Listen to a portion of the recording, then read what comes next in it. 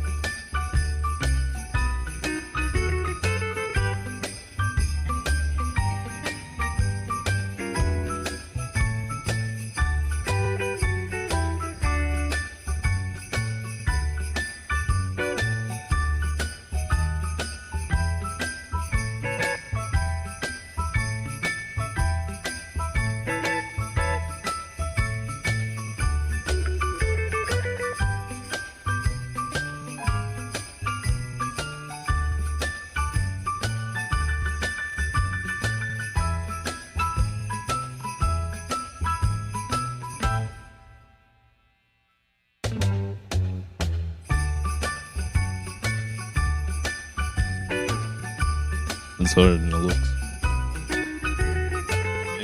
And jingle in the jingling feet. That's the jingle bell. That's the jingle bell. That's the jingle bell rock.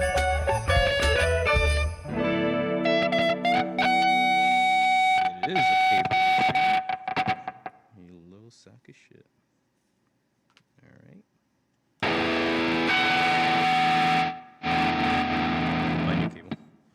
But a new cable is so far away. Because today, ladies and gentlemen, it's a Sunday. Very nice. Had a little bit of fun. Saw some Japanese food stuff yesterday. And yeah, we just had a good time. We come back, we relax. And that is the week, man. They go by so freaking fast. And if you didn't know it, if you didn't want to believe it, Christmas. The end of the year.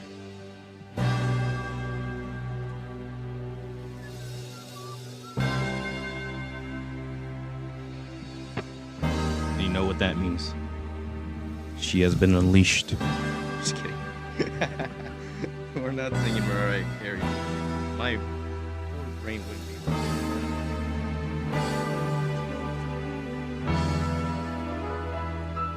All she wants. Little respect. And some waffles. People love waffles.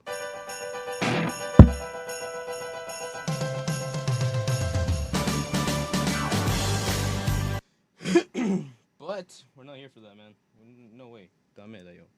So, if it's your boy, Okami Sausage, to EXP, here, relaxing, you know, celebrating the weekend as it is, at the beginning of the week, the end of the week, everything that has happened in between, and all the fun shebangs. All right, and here we go.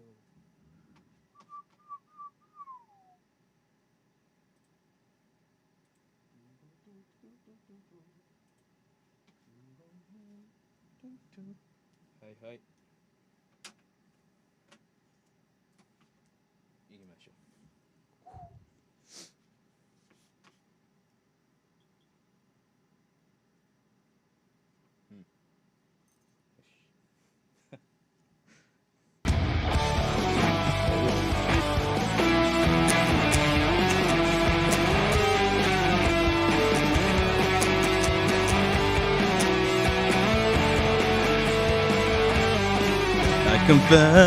I messed up, dropping up story like you're still around. And I know, hey kid, you'll never live this down. Cause you're just a girl all the boys wanna dance with. And I'm just a boy who's had too many chances. Sleeping with the boys, don't you get dreaming. She said, why don't you just drop dead? Blame you, I don't blame you, but you can't blame me from any. Fuck. I set my clock early cause I know I'm always.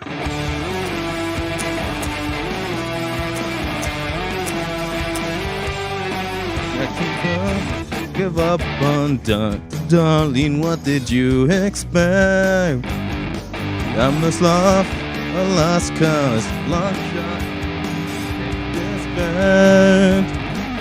You can make all the moves, you can aim all the spotlights, get in the stars and the moon just right. Sleeping on the couch before you get streaming. She said, why don't you just drop? I don't blame you. Don't blame you, but you can't blame me for everything. What are you waiting for? Kiss her. I set my clock early cause I know I'm always. You said you keep me honest, always. But you won't call you on it, always.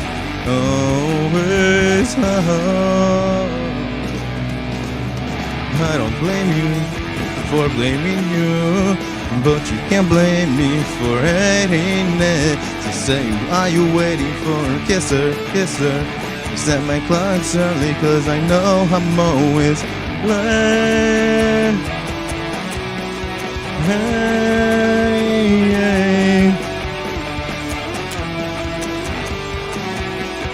Set my clock early cause I know I'm always late.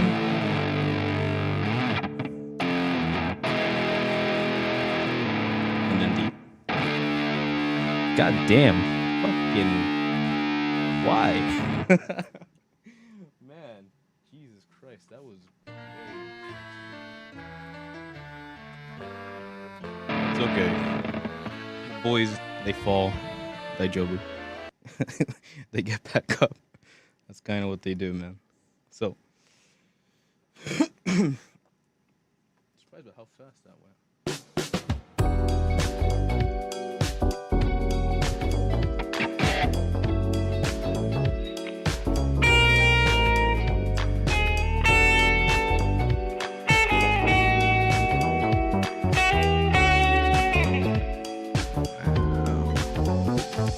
Smokey's annoying me. Let's see. What does he want this time? Let's find his bread and wine. Yeah, all you want. Sing a song. I'm not giving a fuck tonight. It's mine, I'll take my time. Oh, you don't stand a chance. Don't stand a chance. Oh, whoa. This cat don't stand a chance. Oh, be so coy with this boy. I'm not messing around again, my friend. Just let me in. Oh, I don't know what it is. Come and give me a kiss, my son. My life, a day and night. Oh, you don't stand a chance. don't stand a chance. Oh, oh, oh, cat don't stand a chance. This cat don't stand a chance. Oh, cat don't stand a chance. Cat don't stand a chance.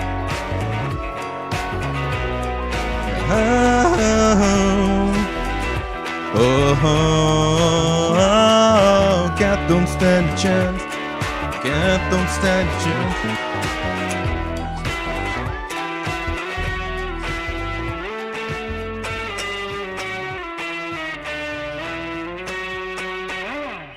Yeah.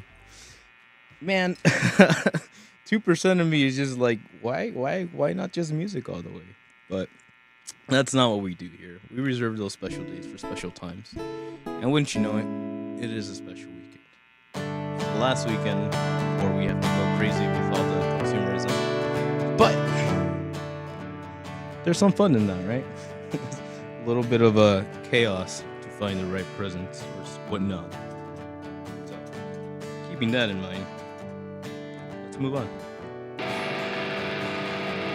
the news of the week.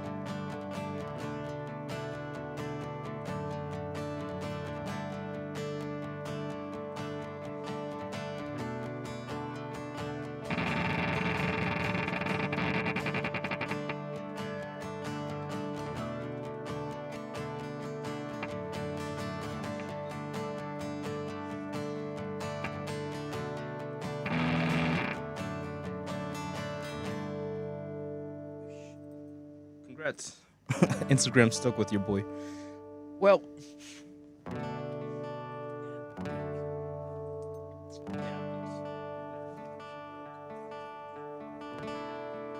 all right. It's been an interesting one, as is the the common through line of the 2025. Definitely a lot of things have come and gone, right? I think about the times when we were still creating things, right? And even if they were copied material, i.e. Marvel comics, movies, there was still a sense of like inspiration. The idea that, yo man, these things have not been portrayed in live action in this manner of like ambition, technology, organization, timelines, linear releases. So I think about those early 2000s, 2010 years when Iron Man first came out, when Avengers first dropped. Damn, fuck, that was a big moment. And I think about what we have now. Because Marvel fan YouTube channels are so certain of what's next. What's certain is the next week's rumored Thor for, because Avengers Doomsday leaked earlier that they're pumping out AI slot for leaks. I have another one coming up right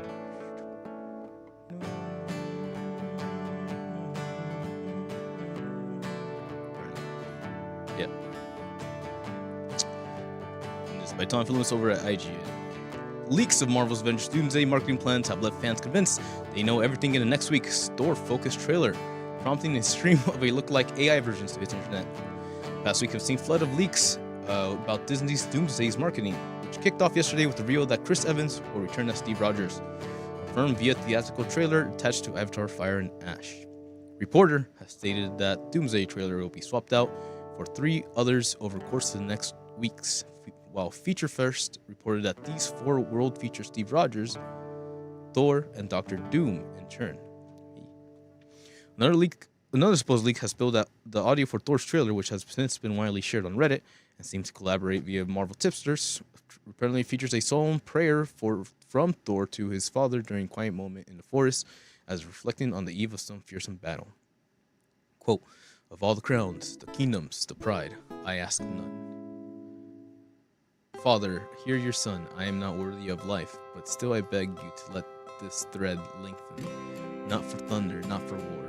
Let me remain long enough to see my love once more." Yeesh. Fans have noted, with no small amount of relief, that this version of Thor is clearly being pitched as more sober and less wacky than the character's last appearance in Taika Waititi's goat-screaming Chucklefest, Thor Love and Thunder. There's not a sniff of Russo Brothers' money, mopey takeaway chomping Fortnite playing Infinity War version here either. Instead, the dialogue is spoken with more mature and world-weary tone. Okay. The other main point of discussion here is Thor's use of the word love, which many fans have taken to mean his adopted daughter, Love, seen in Love and Thunder. Without an official transcription, it's impossible to say for sure Thor is using capital L here or not, though it's likely intended to be ambiguous. Alternatively, it could also mean reference to Natalie Portman's Jane Foster, who now resides in Valhalla, or some character we haven't met yet. Still, the reference to Thor's daughter will also be an obvious spark for a separate point of speculation. What is going on with the Avengers kids, and why does Doctor Doom want them? Our first glimpse of Doom came at the very end of Task Force First Steps, where he turned up seemingly to kidnap Reed and Sue's son Franklin. The reveal that Steve Rogers is now a dad has prompted fans to immediately expect Doctor Doom to turn up as Thor 2. Could Thor now be mourning the similar disappearance of his daughter? Anyway, while the discussion aside, fans have been feeling pretty confident what they know what's next, the trailer will look like, and YouTube serve up a string of videos in just time, Thor 4 saying prayers, reference love, blah blah blah.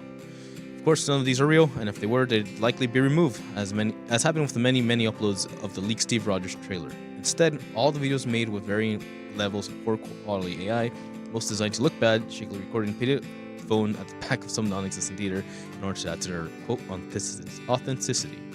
While fake trailers are certainly nothing new, it's still remarkable to see a situation where so many fakes have been made, all of which are near identical to what fans believe the real thing will look like. When it arrives in theaters in less of a week's time. This week, it emerged that YouTube had killed 2 of its biggest channels, which we will jump over to right now, man. Woo!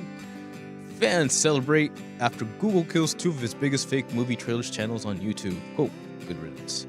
By Yesli Yin Po, continuing on the story. YouTube has killed 2 of the biggest YouTube channels responsible for fake movie trailers. Deadline reported that Screen Culture and whose fake movie trailers videos have collectively generated billions of views, are now unavailable. A search for either channel now returns the same message. Page isn't available. Sorry about that. Try search for something else. Damn. Screen Culture and Cage Studio has won millions of subscribers and billions of views for generating fake trailers that in many cases misled fans to think they were official. With the emergence of generative AI, the quality of these trailers improved, as their ability to mislead. Both Screen Culture and Cage Studios were infamous on the internet after pumping out fake trailers for years, particularly for movies that fans either hoped Hollywood would end up making or had announced but had yet to see an official trailer. As you expect, Cinematic Universe was a popular choice. Some fake trailers ended up outranking official ones on YouTube. Google demonetized both channels. They added disclaimers to the videos such as fan trailer, content trailer, and parody. But as Deadline points out, these desperate attempts to revive revenue was short-lived, sparking Google's latest action. Revive revenue. Got you. Okay. It's important to note that the clampdown comes down to hot heels Disney's cease and desist letter to Google. The megacorp has accused Google of infringing its copyright on a massive scale by using its works to train its own generative AI models. Disney itself has licensed many of its iconic characters to OpenAI, alongside $1 billion investment in the company behind the App Store 2 and ChatGPT. For now, the online reaction of the news has been positive. Quote, finally, said one. I've been trying so hard to block these 2 from appearing on my timelines. Very good news. Great. Now they can shut down channels that peddle AI slop to children. Add another. Definitely glad it's gotten so it can be challenging to find actual trailers, said one person. Definitely glad it's gotten so it can be challenging to find the actual trailers. Interesting. While fake movie trailers are a big issue on YouTube, video games are suffering from the same problem. Last month, an AI-generated GTA 6 gameplay leak went viral while misleading an army of fans across social media. Amid a backlash, its creator later pulled the video, admitting it was AI-generated and claimed it was all part of the social experiment. What? Misleading videos made by generative AI have exploded on the internet in recent years as technology has become more popular and accessible. It's a problem that affects all entertainment. Last month, IGN reported physicist Brian Cost, who went public with complaints about the YouTube accounts that had used AI to create deepfakes of him saying nonsense about and comment 3i Atlas. Similarly, Keanu Reeves recently hit out at AI deepfakes of the John Wick star selling products without his permission, insisting, quote, "It's not a lot of fun." In July, it was reported that Reeves pays a company a few $1,000s a month to get the likes of TikTok and Meta to take down his imitators. God damn. We did talk about that last week. But compiled with this right here, we are at a interesting point, to put it lightly. Again, the idea and the kind of the anticipation and that hope that came from seeing those initial Marvel trailers, seeing Iron Man drop, seeing what's the big one? I don't even know. But seeing back then when those trailers would drop, you know, we were still seeing something new, something fresh, and we couldn't really imagine that per se. But at the same time, it was part of the excitedness to speculate, think, and wonder, and also just kind of be a Marvel fan and just trying to like connect all the dots before the next movies come out. But we're somewhere different now. And especially with where we're at in the whole AI production BS stuff, it's gonna be really weird. I'm speaking from obviously a broader term. I always look at the biggest picture, and it's not just pop culture. It's not just Keanu Reeves getting his likenesses abused, but I also think about just common news. There's so much information out there. And now there's so much fake information, or there's so much generated information. It's not fake per se, because someone made it with an intention to make you feel a certain way. And sure, while that's cute and all that, that shouldn't be a thing for stuff like this. And I don't know if that's too much for me to say, or if I'm going too off the boat here, but making slop and then putting it on YouTube and being like, yo man, I'm gonna make so much revenue off of this shit. What are we doing here? You could be doing a lot more with your free time, you know what I mean? AI could be doing so much more, and we're just all stuck in like this point of like wanting to be creative but not having the balls to do it ourselves. And sure, you can use AI to help yourself out. I'm not saying it's all terrible. Video games have been using AI for generations at this point. It is a tool to be helpful. But when that tool becomes your only option and you no longer have the drive to just use your own skills, then we're losing something. And we've lost it, right?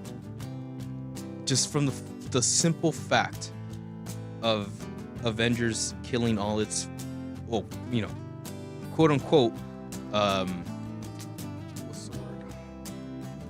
Sunsetting its lead actors, Robert Downey Jr., Chris Evans, Thor, all the original Avengers, right?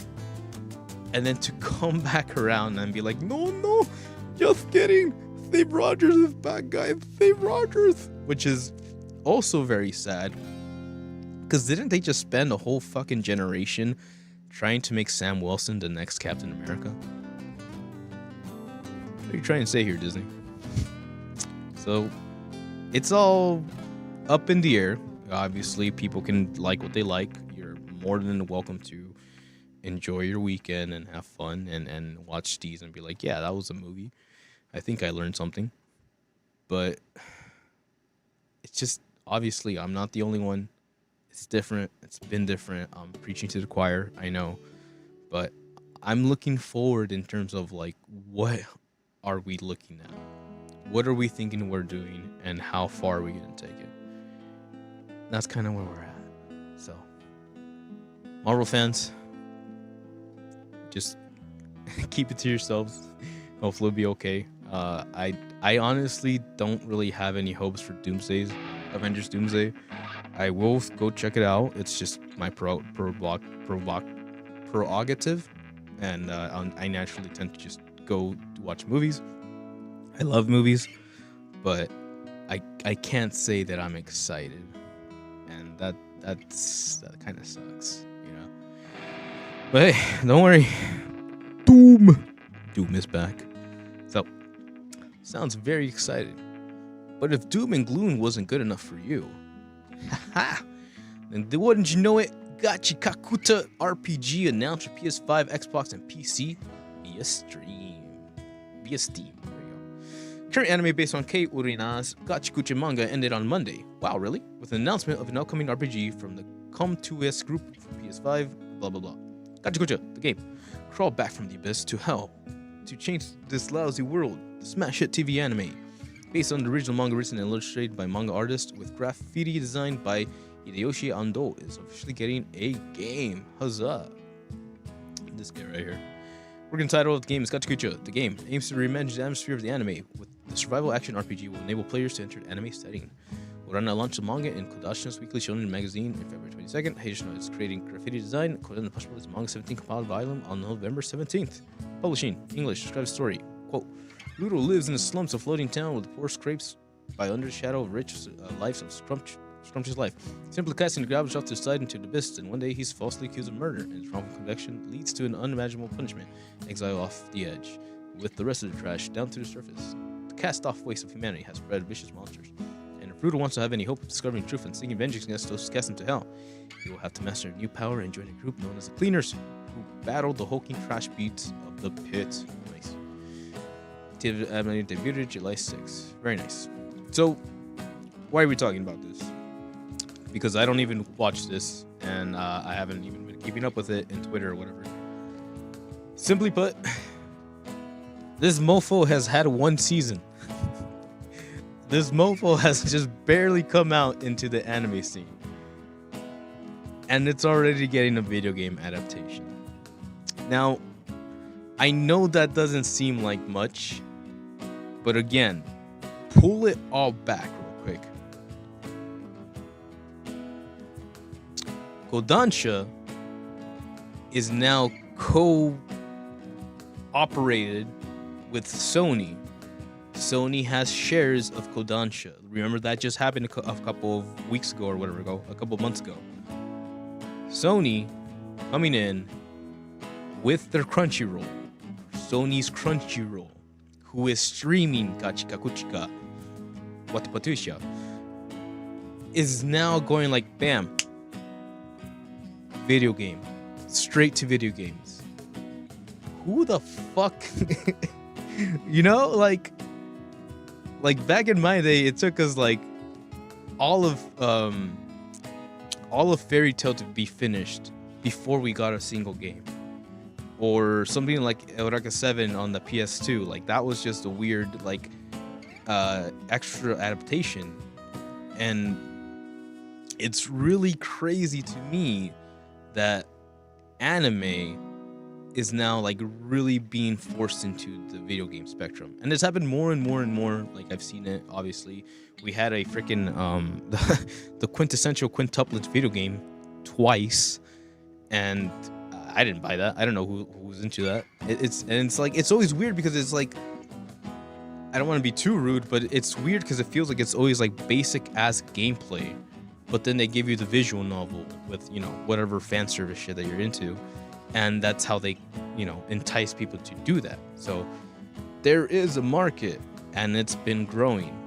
And now Sony is in control of the anime that is being made into the video games. I'm scared. I mean, it's just gonna be a thing. more than anything, I'm very curious to see what this game is gonna be, what the gameplay is like, how they decide to bring it out. Because I swear to God, if it's another fucking a Konosuba or quintessential quintuplets like management system game with visual novels included, then come on, dude, what the fuck, man? Simple as cash grabs like that is really where the creativity dies. And again, that's the thing, creativity. Do people actually like enjoy this that much? Is there a team out there who has been thinking about like, yo, we can make this into a very solid game? Or is it just another hype fucking management from Sony? The same fucking idiots who released Concord to die, right? The same fucking idiots who decide to invest 60 to 80% of their investments into live service games that essentially became a fucking waste of money, which are called tax write-offs. Fucking assholes. So, that is what we're looking at right here. Is this actually a game that people are gonna try to make very badass? Because I like the design. It's red, it's black, it's edgy. Give me a damn good game. I would love to play it. I would love to enjoy the story. I would love to get immersed or involved into this universe. But if you're gonna bitch out and make a fucking management system game or this minimal effort game just to include a visual novel, just make the fucking visual novel. In my humble opinion. But yeah, that's where we're at. The idea that we have cool anime properties and we have the potential to make actual good tie-in video games or systems or mechanics, or think of Attack on Titan. Attack on Titan was freaking goated. They made you fly around in that 3D maneuver gear. Is what we need. What we want. What I want. Creativity, some kind of ambition, inspiring people to make new mechanics from the anime that will inspire other people to include those mechanics into their own games. That sounds beautiful.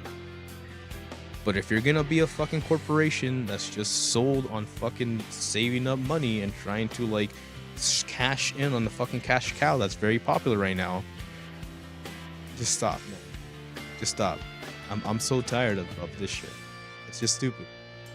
But hey, I won't know. Nobody will know until we get our first trailer. So for right now, we just have a simple statement that Sony is producing a gacha creature game, even though they won't. Nobody will say that to you, to your face.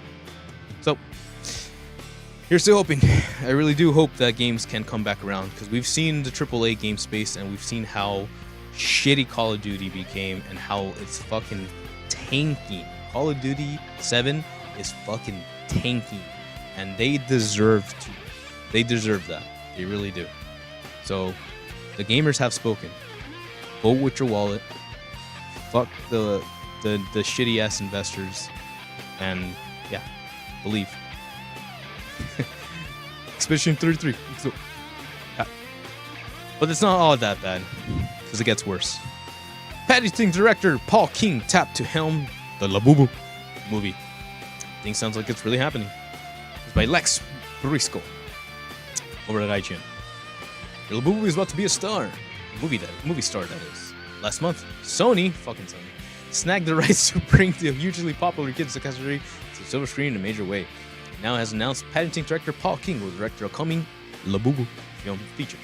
According to Hollywood Reporter, I'll tell you guys the story behind that. Well, King will feature as well as direct alongside Department M and Weston Shi. Plus, Sony is working directly with Chinese retailer Labubu Pop brand owner Pop Mart on his movie adaptation. As far as someone to write it, the project is so early in development that they're still looking to lock in a writer. So more on that in the future. Labubu is the name of the lead monster doll of the brand, who will undoubtedly be featured in the film. Other named characters who will also most likely show up in the movie adaptation include Zimomo, companion Mokoko, and boyfriend Taikoko. They all have names? What? Is this why Cappuccino Assassino became a thing? Are you fucking kidding me? Labubus have become a culture phenomenon over the past few years. Pop Mart sold the accessory via blind boxes, which have been contributed to both the popularity in dolls as well as demand for them. As fans keep trying to buy to get their favorite from the blind box. Because of the crazy demand, the secondhand market has spiked intensely. Collectors are paying insane prices to get the dolls through pop-up sales and reselling sites, as well as auctions. But that's only one piece of the puzzle that got us to a Labubu feature film. The other element that made the dolls blow up in the zeitgeist was a celebrity endorsement. Major stars, including superstar K-pop group Blackpink member Lisa, have publicly used them as accessories in the last couple of years, which raised their profile on a major scale. Stupid. As for the king, perhaps best known for directing the first 2 Paddington movies, which earned him 2 BAFTA nominations. He also wrote the 3rd film in the franchise, Paddington Peru. The last project he directed was the Willy Wonka prequel, Wonka, starring Timothée Chalamet in the title role. But early in his career, he also previously directed all of the episodes of the beloved Mighty Boosh series. No word on yet when to expect the Labubu movie to hit theaters, but just know the monsters are coming. And knowing King's work on building Paddington into a beloved British icon, we might just love them too. Damn. So they got us. They really got us. Sony's pulling out all the stops for this Labobo film. And, goddamn, man. Again, how did we get here? Not superheroes, not comics, not anime. Blind Pop Mart boxes are being made into a movie. Do you guys remember when the Emoji Movie was made? Yeah. Guess we've always been a little stupid. But hey, Paddington, I've heard good things about. I've never seen the Paddington movies, but I've heard great things about Paddington too. I think he gets locked up in that one. So there's something there, man. If anyone can bring some kind of humanity to a fucking corporate mandated agenda, and I guess it's a guy who writes movies about stuffed teddy bears. So hey, are you the dude who likes Labubu? For you. So I used to work we used to work in culinary, and there was this one kid who was a little bit different. He was okay. He was able to do the job, but he would always give me a harder time, just because I after a while I start showing my non-interest in wasting time, and I believe he picked up on that, and he was like, "Oh, I'm getting attention from the boss," and so I forgot how it happened, but we were just all in a circle, and someone said, "Hey, boo boo," or someone said, "Hey, boo boo," like from Yogi Bear, like, "Hey, boo boo," and then that fool went the whole fucking week just going, "Hey, boo boo, hey, boo boo," and I was like, "Dude, do me a favor, just don't call me that. Don't say that. Don't call me that. Just don't do that. Just don't say that when we're working or what." I just tried to make it the most like nonchalant, like, shut the fuck up. And I don't know if it worked, but I will never forget that fucking guy with Labubu.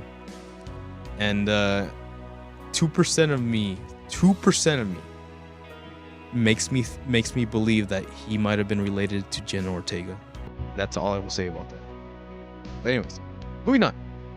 Because Tom Cruise shares first trailer for Digger, a bizarre comedy movie, but man with the show. It's a whole new world. Okay, that was terrible. This is by Tom Phillips over at IGN. ¿Qué pasó? Mission Impossible star Tom Cruise has shared his first peek at his upcoming offbeat comedy movie, Digger, which looks set to be startling departure from the actor's typical Hollywood blockbuster fare. Digger will be directed by Revenant's Alejandro G. Iñárritu, from a script by the co-writers of Birdman. Oh, damn. Argo's John Goodman, Dope 6 Michael Stuhlbarg, Breaking Bad's Jesse Plemons. He was in Breaking Bad. And House of Dragons' Emma D'Arcy will also star. Rounding out the cast are German actresses Sandra Hüller, Eden's Sophie Wilde, Star Wars Rogue One's Rizmed, Torchwood's Burns Gormads, and The Crown's Pip Points. Little was known from the film's plot, with today's odd teaser giving next to nothing away. The trailer begins with a spade hitting a carpet floor, okay? And a man in shorts and cowboy boots flexes and prepares to start digging. The scene then changes to what looks like the end of the dock or pier. Seagulls can be heard. The same man skips along from the top of the set of railings, still carrying a shovel. It seems obvious the figure in the trailer is Cruz, though from what you see from him, the actor seems to be wearing heavy makeup or prosthetics, all of which points to a very different looking project for Cruz than the actor's recent string of Mission Impossible sequels. The actor has portrayed quirkier roles before, such as 1999's Sambo Drama Magnolia, though not often. Warner Bros.' first poster for the movie, meanwhile, features a tagline describing the project as a comedy of catastrophic proportions. Today's announcement also comes with the confirmation of an October 2nd, 2026 release date. Wow. I don't know if it's gonna work, but how you doing? There you go. One of the best songs. Ooh. Okay. Got a shovel hitting the floor.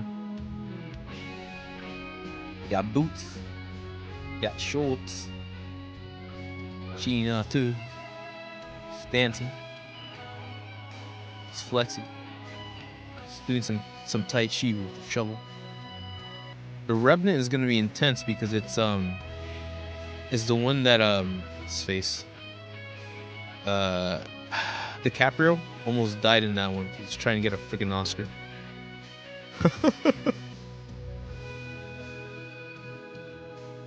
Okay. All right. Here we go. Y'all ready? Y'all ready for this shit? Here we go. So when I went to Universal's Halloween Horror Nights, I went to the Moe's Bar Tavern and I got a drink and I was just hanging out, talking to people. And I ended up bumping into two workers at Universal's who were like just getting off their shift and just getting a beer. And started talking, shooting the shit. Pretty cool guys, added on Fortnite and all that shit.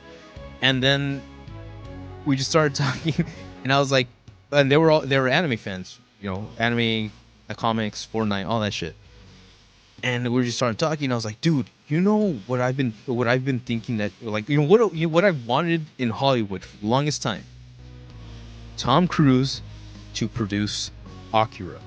And I know a lot of people go out there and be like, oh, live action, you fucking suck, blah blah blah. Hey, go fuck yourself. We're trying to create some emotions here, fool. Akira, produced by Tom Cruise.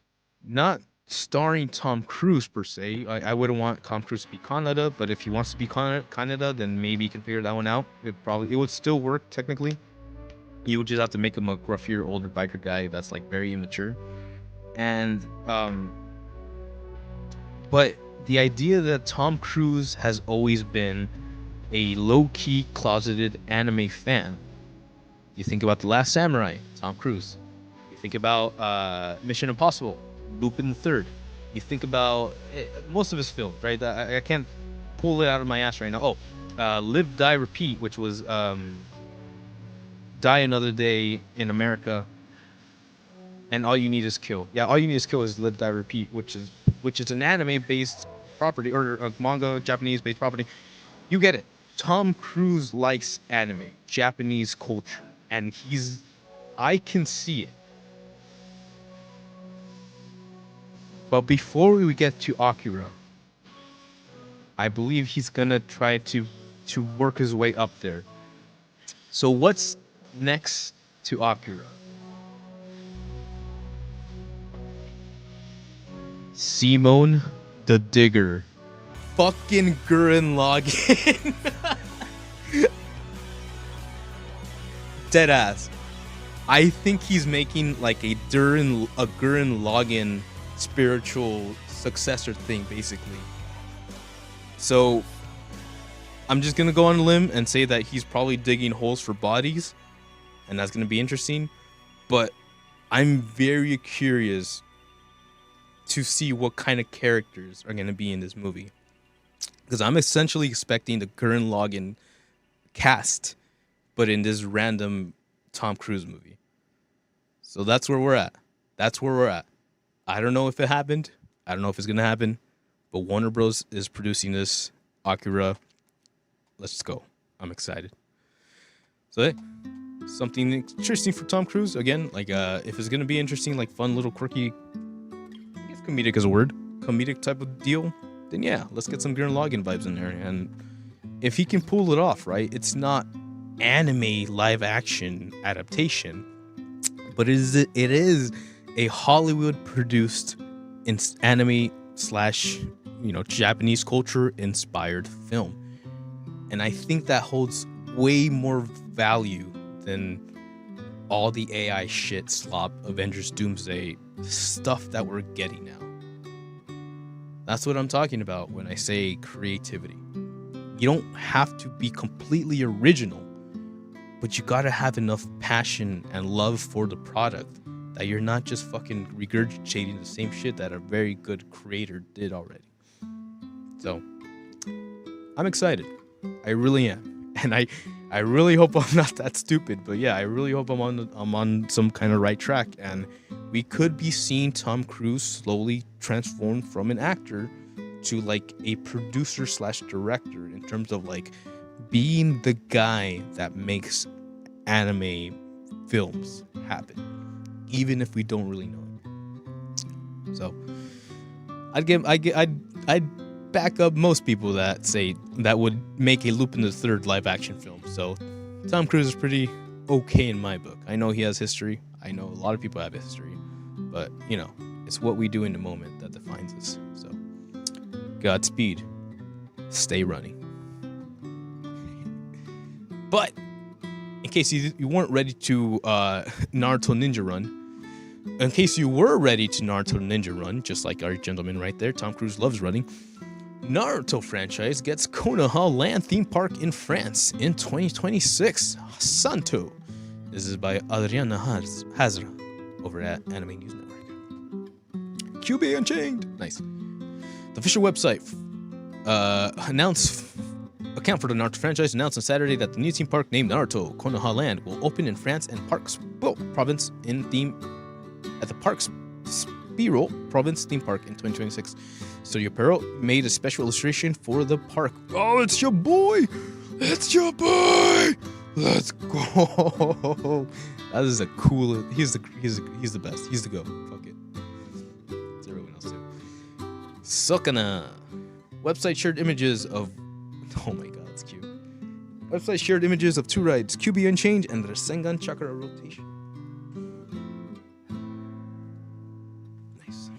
QB Unchained is over 1 kilometer, about 62 miles long, with a max speed of 75 kilometers, and features a 30-meter drop. Santo. Rasengan Chakra Rotation consists of 4 revolving arms that support gondolas and seat a total of 32 passengers. Oh, that's crazy. That's crazy. There's like a little aiming thing. That's crazy. Park will also feature a Konoha Gate, tuning exam grounds, and 10 life-size character statues. An Ichikaraku Ramen and Dango shop, let's go! A Hokage monument, sick. A Hokage office, and a Team Kakashi's nostalgic training area, nice. Masashi Kishimoto launched Ninja Manga Naruto in Weekly Shonen Jump in 1999, damn son. And in series in November 2014. Manga spawned Naruto and Naruto Shippuden, OVAs, and Boruto sequel manga and anime sequels with series, novels, stage plays, and video games. Santo. Wow. That's pretty exciting. Again, we're getting more and more pop culture these days. But France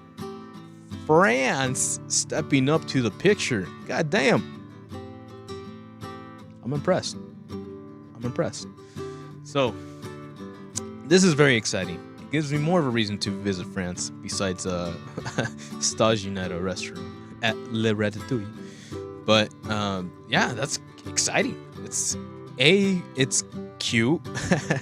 B, it looks fairly based. It's like, yo, that's the guy. That's the guy. Sure, he's missing 4 arms, but he is the guy. And even the concept art, it looks like they're pulling in characters that are like pretty important to the plot, even if you're not like the main characters. Look at this guy right here. And my most favorite part. Wow, man.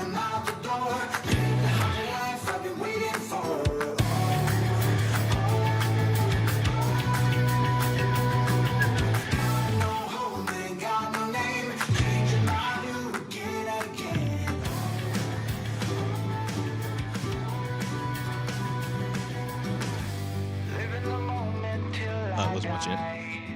Wow. Smurfs!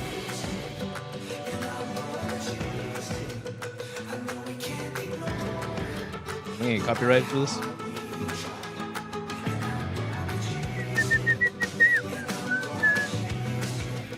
What are we looking at? We're looking at Naruto, man. Not trying to get...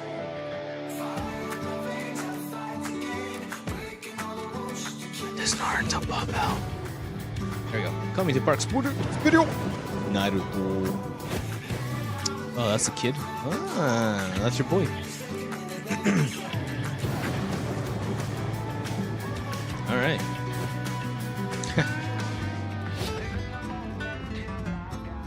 Cool. Yeah, that's cool, man.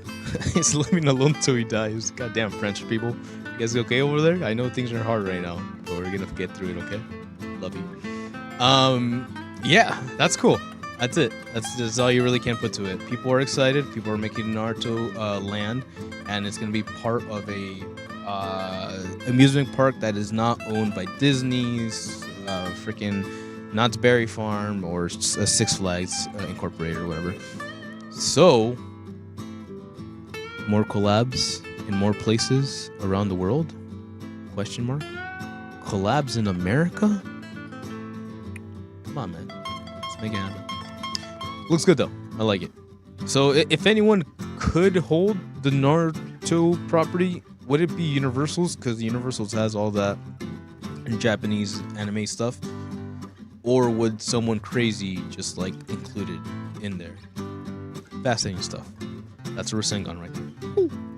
But hey, if you're curious, go ahead and check it out. Send us some pictures, postcards or something.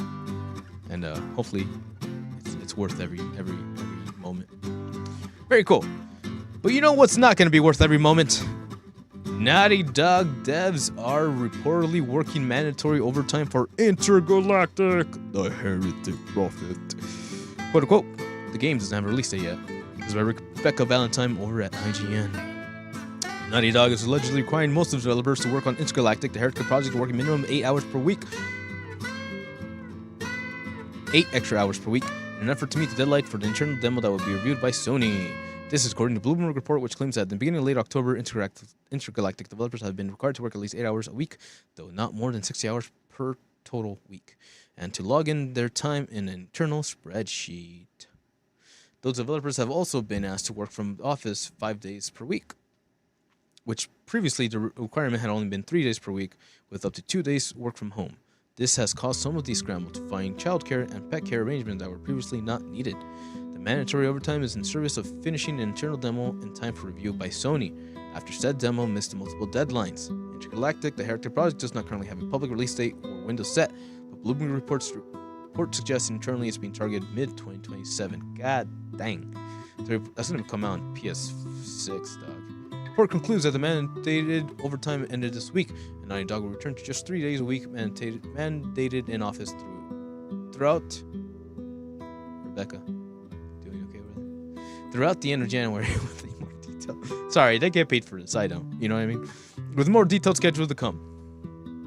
Naughty Dog has been notorious for crunch over the years on series such as Uncharted and The Last of Us, with the studio evenly opening hiring individuals who would be willing to crunch. In 2021, studio co-presidents Evan Wells and Neil Druckmann addressed the issue with an interview with Game Informer, saying that while they wanted to prevent burnout, they didn't want to impose a one-size-fits-all restriction on employee passion and creativity. The same year, the studio hired a number of producers specifically tasked with alleviating workload. However, many of those producers have reportedly since left the company, and some employees have apparently already worked long hours finishing Intergalactic's first trailer, which debuted at the Game Awards last year.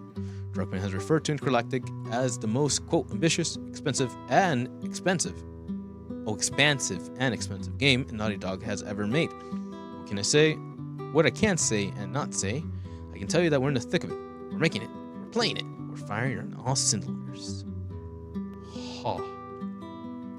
Okay. Let's look at the pictures. Intergalactic. On paper, should be one of my most anticipated games. Like, hands down, it's it. It's everything that appeals to me, except for that, that is like,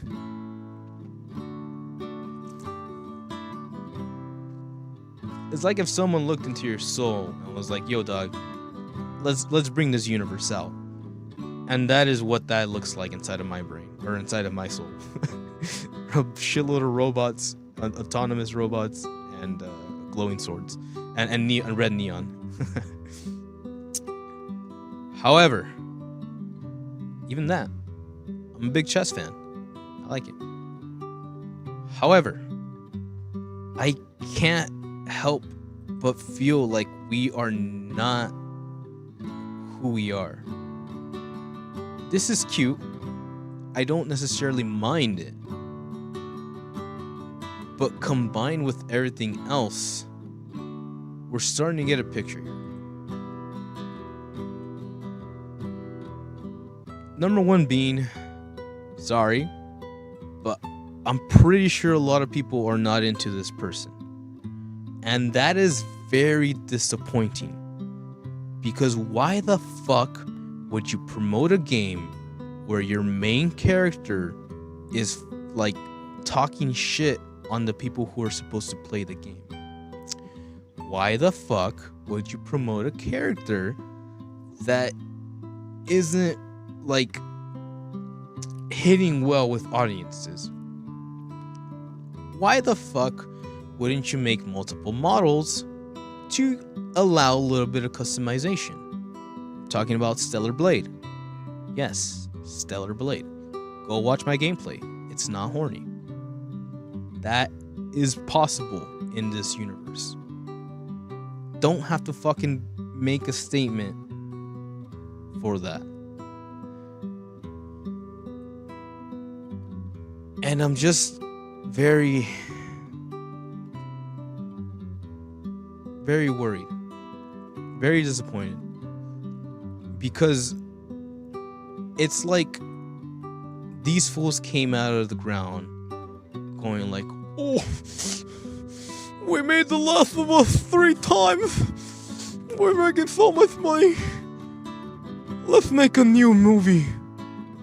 And instead of like trying to make something that actually like inspires, or again, like, I see the vision. I see how good it looks. But then I see how fucking littered by not propaganda, but marketing, capitalism, fucking sponsorships, product placements, and I have to wonder, who the fuck is paying for this?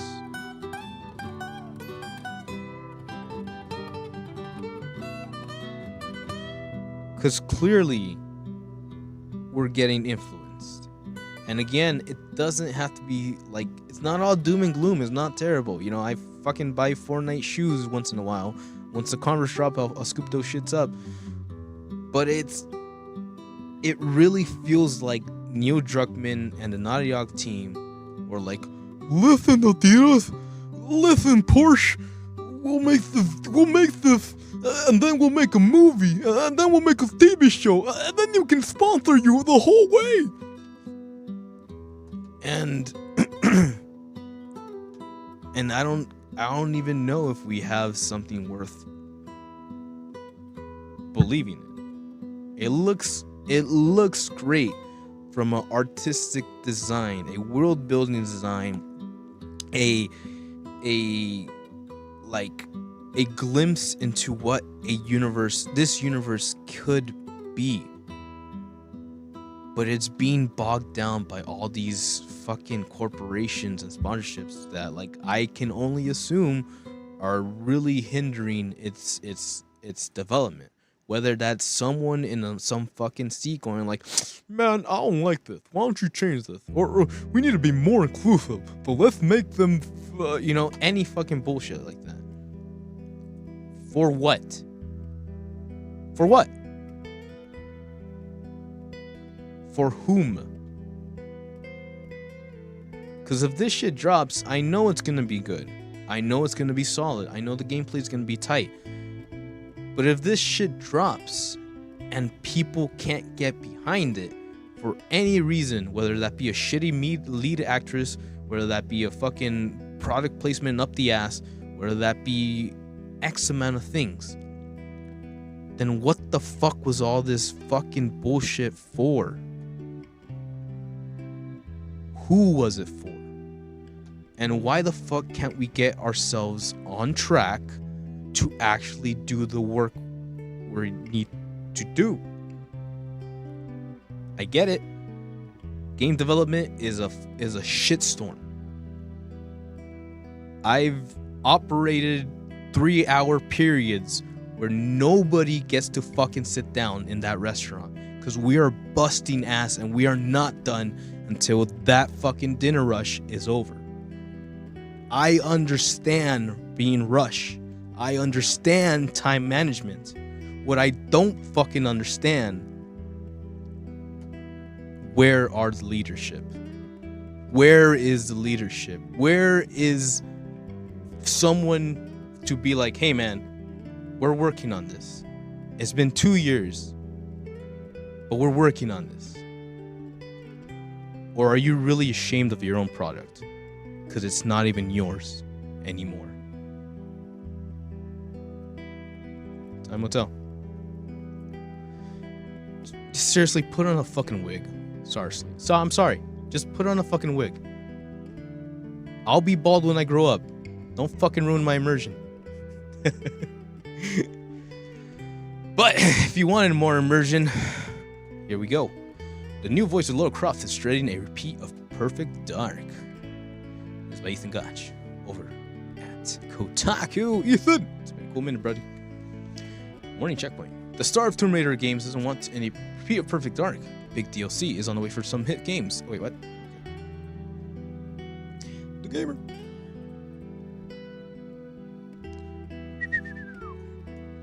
Guy at the way. Sam Woods over at the gamer. Over the last few years, there's been a worrying trend in development, video games being cancelled. In recent months, legendary Yoko Taro revealed he'd had multiple weird projects cancelled. Reports suggested that that's the guy that made Nier Automata, by the way. It suggested that Ubisoft canceled a new Splinter Cell game in favor of X Defiant, and both Halo and Lord of the Rings MMOs were shelved by Microsoft and Amazon, respectively. As a consumer, it's never nice to see, but for those working to cancel games, it often leads to devastation. One of the year's biggest, most shocking cancellations came from Microsoft and the Initiative, who in June confirmed that the long-in-the-works Perfect Dark reboot wouldn't see the light of day. 6 months after its cancellation, we spoke to Joanna Dark actress Elix Wilson Reagan, also Lara Croft in the coming Tomb Raider revival, who shed light on just how horrific the ordeal was. Quote, reboot delivered several milestones that the client was happy with before it was cancelled. Quote, I was shocked, surprised, and devastated, as everyone else, when the funding was pulled and the studio was closed, Wilton tells me. Quote, I didn't see it coming. I was absolutely blindsided when the project was defunded. The actress known for her roles in Mass Effect, Dragon Age, and Cyberpunk 2077. Oh, she is V. Nice. 77 says she found out the news at the same time as everybody else. Of the development process, Wilton Reagan tells me, quote, we were basically recording bits and bobs throughout 23. We were also doing lots of performance capture for it in 24, and we were even recording more stuff for it in 25. To my knowledge, we were pretty far along. I've done entire chapters of this universe. She adds that the game had developed several milestones that the client was really happy with. But in practical terms, she didn't know exactly how far along development was. Alright, while losing the role as Dark was painful, the bigger picture was far grimmer. Quote, it was devastating. So many people lost their jobs, entire workforce was disbanded. There was an ecosystem of creativity and collaboration that was in place, and we lost it overnight. It was really difficult for everybody. End quote. After a few months, first Dark cancellation news broke that there had been attempts to keep the project alive, with Take-Two making an offer to continue funding the title. This ultimately fell through. Quote, that was the day I was really sad because it was the day I lost hope. initially, when it made it to the press that Perfect Dark was being defunded, a lot of people reached out for comments about it, both in media as well as personally, friends, professionally, and colleagues. Whew. Quote, I couldn't say too much about it because I knew the initiative was in talks to keep Perfect Dark up and running in some shape or form. Possibly a slimmed down version, possibly something different. But certainly everyone was working really hard behind the scenes to bring Perfect Dark back. And then one day, I heard from creative director that the deal hadn't gone through, and that really everything had fallen apart, and production was fully stopping. End quote. In a career spanning 16 years in video games, it was the first time for Wilton Reagan, as it's left potential long-term scars. Quote, I've never experienced in my career before what I experienced with Perfect Dark, and I guess now that I know that it can happen, you become really frightened that the same thing could happen again. End quote. There was, however, one thing keeping her going: Lara Croft. There was saving grace for me when Perfect Dark fell apart, and part was that I'd already been shouting for Lara for about a year as well, shooting.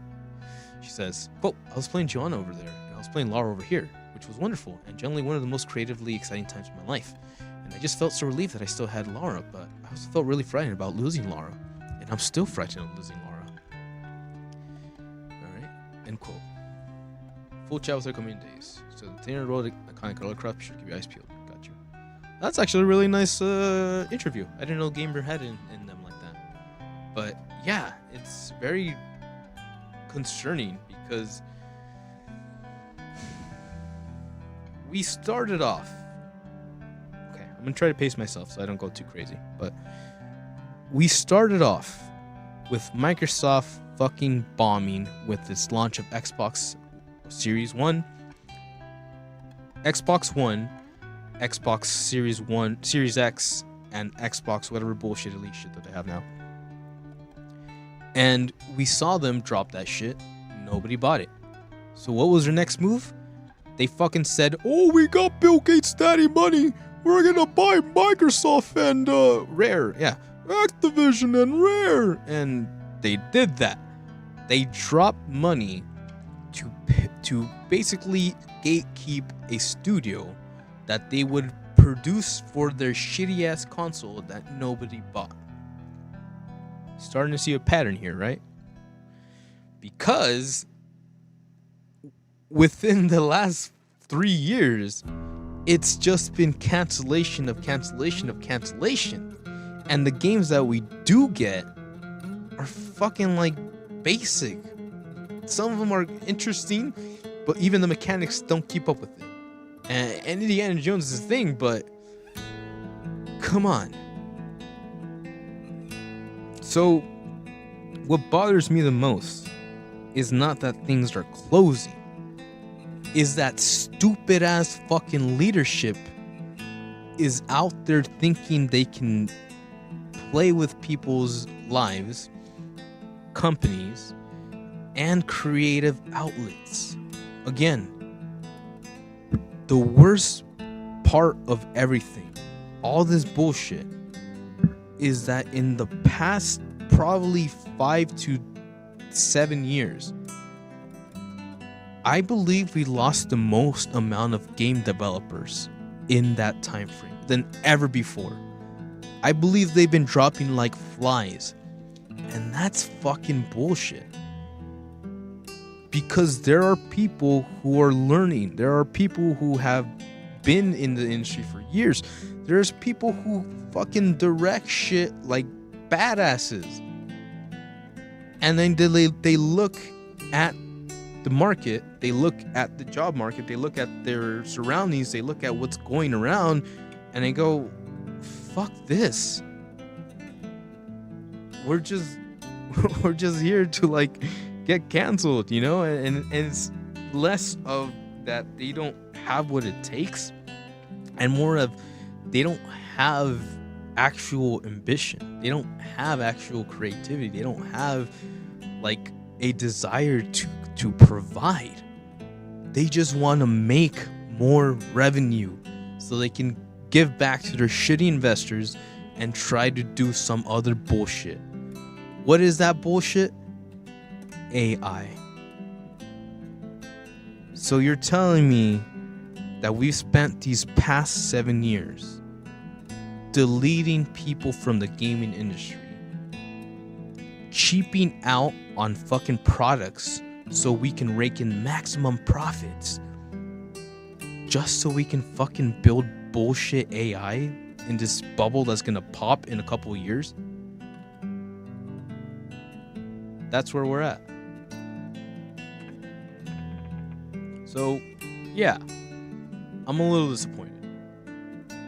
I'm pretty furious with Microsoft in general. And don't even get me started about Bill Gates and his best friend Epstein. His fuck buddy Epstein. So, really, we are in the darkest times of our video game industry. We are in the dark ages with this AI slop, this lack of creativity, this lack of ingenuity, this failure of culture. It's not culture. It's fucking AI slop. It's a fucking live service cash grab. And it's just dumbass CEOs trying to rake in more money because they got lucky because fucking daddy Bill Gates had money to spend. So, it is a bummer, right? I have no attachment to the Perfect Dark series.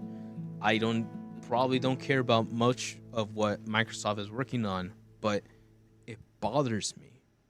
It really bothers me that we're in this timeline. We're X-Defiant, a waste of fucking time, because we have fucking shooters up the ass. You know what we don't have?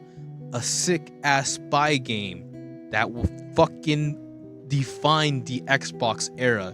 You fucking dumbass fucking lumps. Oh my god, I'm done. Xbox canceled Perfect Dark game, had an entire chapter, motion capture, blah, blah, blah, blah, blah, blah, blah. We talked about it. There's that. Hey, the same pictures. So that's where we're at, man. That's honestly where we're at. And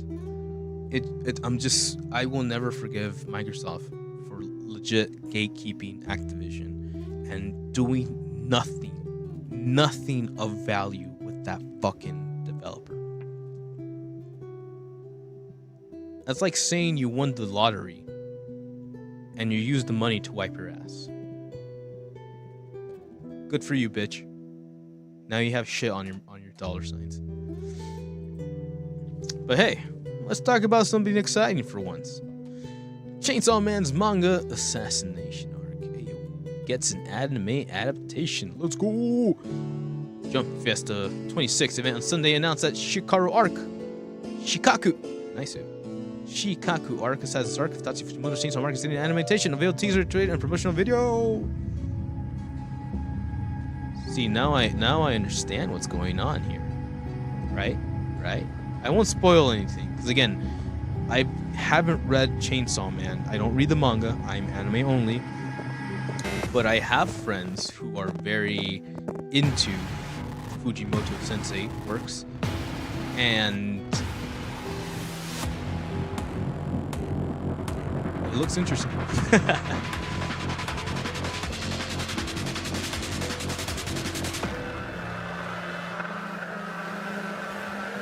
Sick.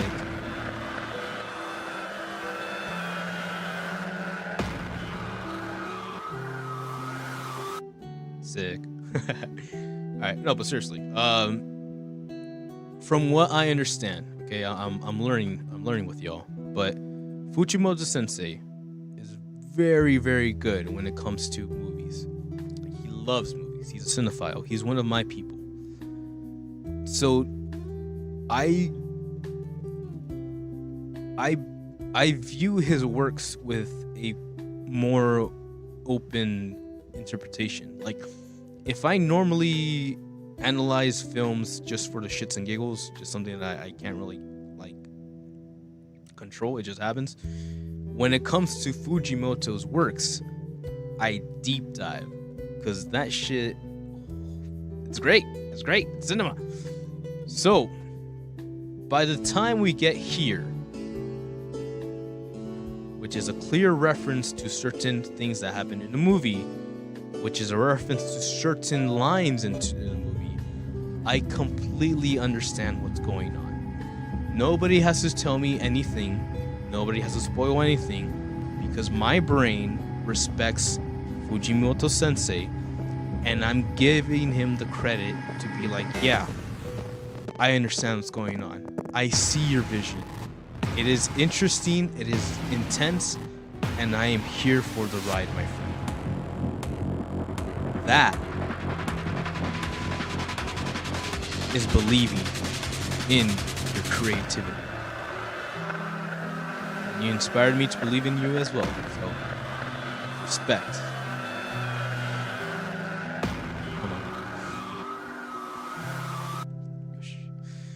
Is by Joanna Kanyan over at Anime News Network. Chainsaw Man Television, Mr. Premium TV Tokyo. It's just all thingy.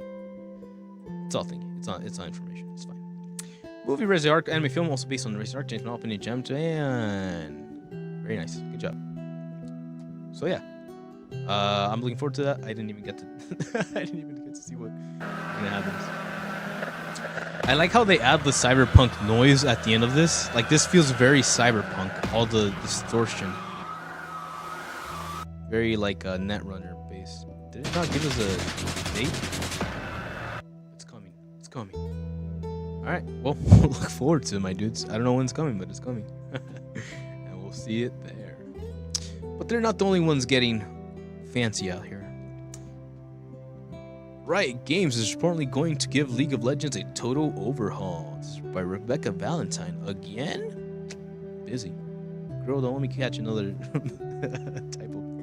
Riot Games is reportedly working on the total makeover of League of Legends, according to Bloomberg. The upcoming overhaul is allegedly called LeagueNet and will be an update of existing League of Legends rather than a standalone game. Though it sounds like it's effectively a remake, Bloomberg suggests that the update will be fully revamp the game's visual aesthetic, including characters. Okay, we need to talk. We need to talk. Seriously. UI and arenas. There will also be adjustments behind the scenes to help make future updates smoother. It's unclear at this time if he changes will impact the game mechanics, unless she does that on purpose to cover up her AI tracks. No, I'm kidding. You never know. The report suggests that the League's next plan is released in 2027 and will be the biggest update to League of Legends and the game's nearly 2-decade-long history. Bloomberg also claims the Riot has announced an internal reorganization, but did not provide any further details on how this will impact the studio at the time. League of Legends first released in 2009 is a rare feat for a game to remain widely popular ever since the multiplayer Battle Arena, a MOBA, originally inspired by Warcraft 3, custom map defense, and nations, and played a massive role in pioneering the popularization of the MOBA genre. It has gone to inspire a number of spin-offs, including digital card games, Legends of Tuna, mobile version of the game called Wild Rift, and popular TV series Arcane. She looks so young. What the hell? Bloomberg reports that League of Legends still has over 100 million players each month. The game also continues to be one of the biggest esports, with its finals World Champions hosted in 2025. China reacted to 6.7 viewers internationally, virtually. League of Legends remained so big that we actually reviewed it years ago after initial 2009 review in 2014. At the time, we said it was an amazing and intense MOBA with great depth, tons of character, and a huge community. Very nice. Well, that's exciting for me because it's not one guy. I've never played League. I just recently got a PC. And now I have League downloaded on that PC, but I have never played League. So this is exciting news for me as someone who is curious about it, knows that everyone's fucking asshole on that community, but still is willing to try. So if it's a revamp, if it looks nice, if there's gonna have like, I don't know, some kind of way to inspire new players to jump on board by giving them a lot of, old ass material to make their game basically on par with anybody or catch up to whatever has been missed, then I would love to jump in. If I'm gonna have to play catch up to get to a certain level to actually be competent, then that's when it gets trickier, because time is very rare these days, and I like my time. So I'm hoping something happens and they make this like a big old thing and it inspires people to download more League, which means that I can go play League and I can hopefully get yelled at. And then I talk back to them. But hey, you never know. And then maybe we become friends. You never know. But in case you needed some more ballistics power, Palmer Lucky's retro game company is selling the Game Boy made of the same metal as attack drones. What? The Enduro chromatic device is made for performance and reliability. In case you're playing Tetris in a war zone, I guess. It's by Kenneth Shepard. Mod Retro, a company that makes retro handhelds and consoles that play older games, and that's run by Oculus founder Palmer Luckey, has announced a new chromatic device that's making its collaboration with Lucky's other professional endeavor, defense tech company Enduro Industries. The limited edition handheld's big selling point is that it's made from the same metal Enduro uses creates its attack drones. Gross. That's kind of what my thought was. I didn't want to say much yet. The $350 Aldera Chromatic plus Porta Pro bundle includes the handheld headphones, a charm of Enduro's logo. The listing says the device is made from the same magnesium aluminum alloy as Enduro's attack drones, and that if you're looking for a retro gaming system that offers performance and reliability under all conditions, there's no other options. What kind of comment zone does Mod Retro think people are playing Tetris in that they need something military grade to play their games on? Quote, question mark. While we can speculate about what kind of environment someone might play a retro handheld gaming system in, this is ultimately the latest effort from a glorified arms dealer responsible for making the weapons used in acts of war to cozy up to the retro gaming community. The video gaming industry and the military-industrial complex have long been deeply connected in ways too numerous to count, joining forces to use games and live streaming platforms to try to increase military recruitment among Gen Z. But there's something particularly gross and fetishistic about selling people a Game Boy knockoff that is made to be as durable as an attack drone. As you might expect, retro gamers and historians are not having it. Damn! I say this with zero irony. If you're even tangibly a part of this retro video community, it is your civic duty to push back against the company and shun anyone who doesn't. This is fascism tapping gently at the door, and as soon as you let it in, it's going to invite its friends. Sheesh. Honestly, I cannot thank them enough for doing this. It shows exactly what Mod Retro is and what they're funded by. You have to be ignorant and the entire history of drone warfare to think this is remotely tasteful. Wow, there's really no fucking excuse for Mod Retro apologists or fence sitters now. Plausibility denied. Please use capitalization, son. By respect. You losers. Alright, let's walk back. Exactly the age that I thought he was. You losers. Let me reiterate. Let me reiterate. If you put a game out on Chromatic, buy one, or even list it as an option for playing Game Boy games, you're instantly moved to my shit list end of.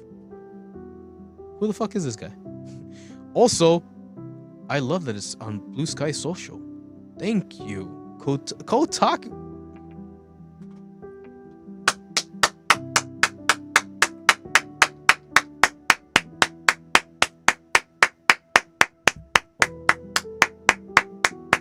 Congratulations. Congratulations. Shinji, congratulations. Fuck Twitter. That's all I'll say about that. If a Game Boy made with attack drone metal doesn't make you think maybe this isn't good, Mod Retro is founded by Palmer Luckey, the founder of weapons manufacturer Andro, a Trump fundraiser, and a general shithead who went off the rails after Oculus made him a billionaire. Wow. Big fucking surprise. Oh, hey now. Luckey announced the Mod Retro Chromatic back in 2004, calling it the world's best tribute to the Game Boy. But even the entrepreneur's retro hardware venture didn't pass the smell test. The Oculus co-founder was ousted from the VR company sometime after it was revealed that he had helped fund pro-Donald Trump trolls, which led to some developers pulling Oculus support. In the years since, Luckily founded Androol, and then one thing led to another. And now here we are looking at a not Game Boy made of drone metal. So, yeah. Initially, I looked at this, I read the title, and I flinched. Like, I had a wince. And I didn't know if that was, like, the right reaction for a split second, you know? A part of me kind of felt like, nah, maybe it's just me. Maybe I'm overreacting. Maybe I really am that potato sometimes. It happens. I'd accept that if it were the case. But no. It all makes sense. at the end of the day, if you are giving money to people who are taking that money and or investing it into murders, killings, destruction, chaos, havoc, warfare, you are responsible for that. Simplest way to put it. We are responsible for making Amazon what it is. We are responsible for making Netflix what it is. We are responsible for making In-N-Out not taste as good as they used to these days. What we're not responsible for, I don't know where I was going with that one. What we're not responsible for is how these people go about spending their money. Because at the end of the day, you know that these people will find ways to invest in things that make more money. And that goes above humanity, that goes above peace, that goes above love, that goes above common sensibility. Chasing the numbers, going for that high that will be gone the next 30 minutes. By the time you walk out the door, you already get over it. That's just the way it is. But I thank God, and I am proud of Kotaku. And maybe it's just that Kotaku is in the same, like salty hole that I am. But thank fucking God, I'm not the only one that felt this. Thank fucking Frank, man. I love you, Frank. That I'm not the only one that felt this way. Because I needed that. I needed the humanity to step up from this. 2% of me goes like, oh, drone metal. That's kind of cool. It's metal. But then you think about it, those are fucking drone metals. And every dollar you give to these fuckers are going to be used to finance more warfare tools, more weapons, more reasons for them to create more wars. So it is the responsibility of the individual to know exactly where your fucking dollar signs are going when you spend them. Whether that be Sony, whether that be Microsoft, whether that be Epstein's Island, through Bill Gates and all those billionaires. Vote with your wallet. Know better. Speak your mind. And know that the moment we say enough is enough is the moment these companies start collapsing. Look at Microsoft. They're not going to be here much longer, I think. And if they are, it's because they're going to break apart. I'm thinking too big at this point.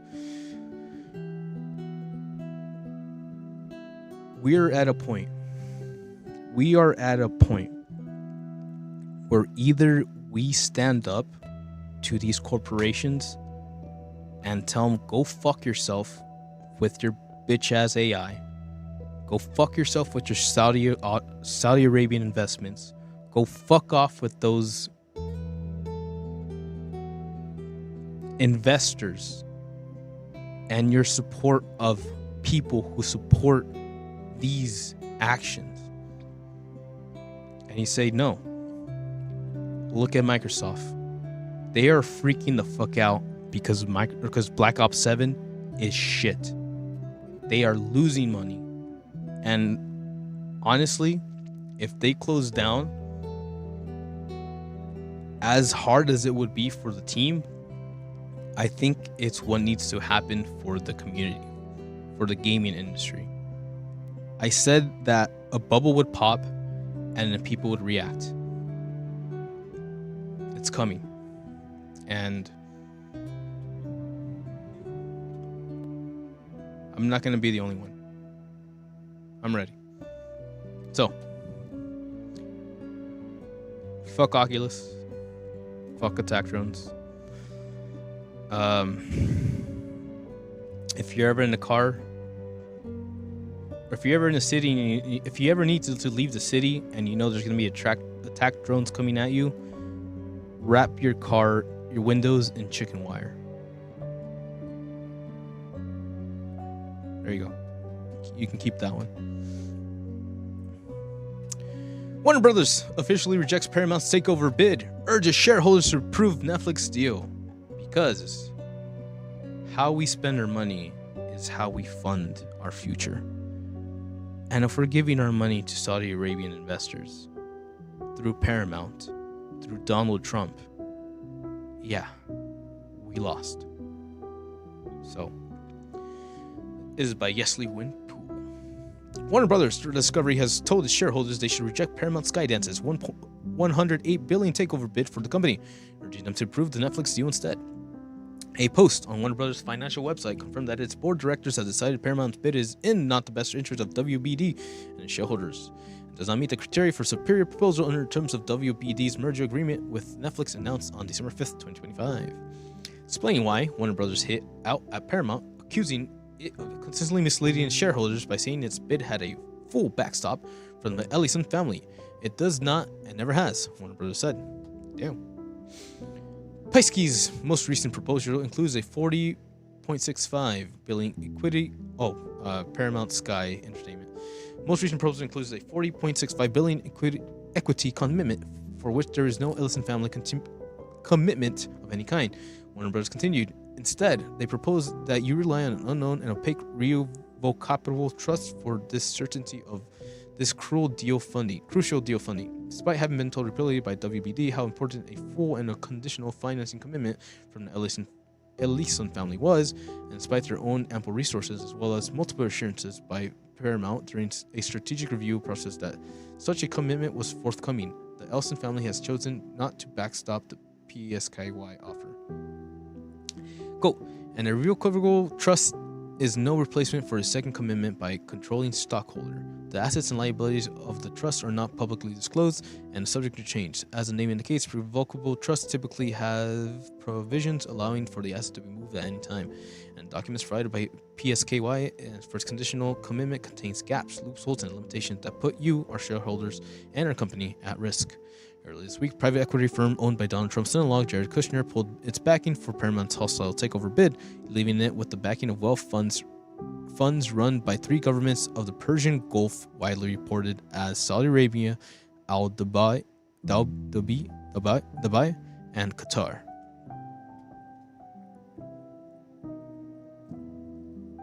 First they took Nintendo, now they want Netflix. Nintendo and I think it was Atari. Not Atari. Nintendo and some really old company. Maybe it was Atari. Neo Geo. It was Neo Geo. Netflix, as you expect, welcome our decision. The Warner Bros. Discovery Board reinforced that Netflix merger agreement is superior and that our acquisition is in the best interest of stockholders, said Ted Saros, Netflix co-CEO. Quote, this was a competitive process that delivered the best outcome for consumers, creators, stockholders, and broader entertainment industry. Netflix and Warner Brothers complement each other, and we're excited to combine our strengths with the theatrical film's vision, world-class television studio, and the iconic HBO brand, which will continue to focus on prestige television. We're also fully committed to releasing Warner Brothers films in theaters, the traditional window, so audiences everywhere can enjoy them on the big screen. Paramount launches hostile takeover to bid after Netflix shareholders serve an opportunity. Consider a sponsor all cash over for the economy. Paramount Plus Table said in a statement, including on a hostile bid, our public offering, which in the same terms provided to Warner Bros. Discovery Board and the directors and private price superior value of more than we could prepare the completion. Believe WD Board of Directors pursuing an inferior proposal which exposes shareholders to mixed cash and stock and certain future trading value of global networks, linear cable business, and challenging redundancy to approval process. We're taking offer directly to shareholders to give them the opportunity to act in their own best interests and maximize the value of their shares. Money. Fucking dumbasses. Obsessed with money. The hostile takeover has not failed, however, leaving Netflix with the path towards completing the buyout. However, Netflix's proposal has sparked a tough response from members of Congress, expected to face significant scrutiny under antitrust laws.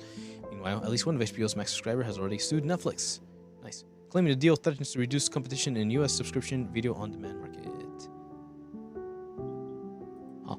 Warner Brothers' own streaming platform HBO Max includes everything from Game of Thrones, Harry Potter, blah blah blah. Announcements sent subscribers an email of reassurance concerning over potential price rises. The email reviewed by Jen promises subscribers that nothing was changing today. confirmed that HBO Max and Netflix will continue to operate separately until the deal closes. It did not rule out the future of price rises, but they promised that current membership plans would remain in place at least until the deal goes through. As for when that will be, Netflix said it expects closure transaction in 12 to 8 months, so early December 2026, but it could be late as summer 2027. Wow. An investment call intended by IGN, the chief said, struck confident. We're highly confident in the regular process as the deal is pro-consumer, pro-innovation, pro-worker, pro-creator, pro-growth. As part of the same call, Serrano said Netflix will continue to release Warner Bros. Movies and theaters for now, though expect the track to release would shorten to over time to become more user-friendly.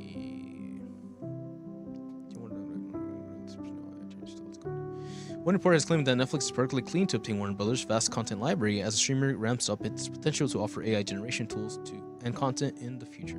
Goddamn. Yeah. So, that's a lot. TLDR, Netflix is about to be bought out, or is about to buy Warner Brothers. And obviously, a lot of people are not confident with that. When it comes to price rises, when it comes to spending, the idea that they do this, they spend the money and then they push the cost to the consumers, which means that they bump up our prices and now we have to pay more for something that we didn't even agree to or whatever. But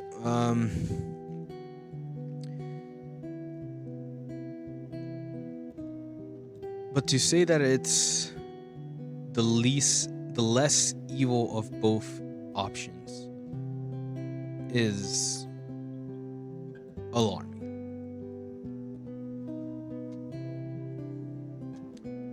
Now, I don't know how Paramount ended up like becoming like this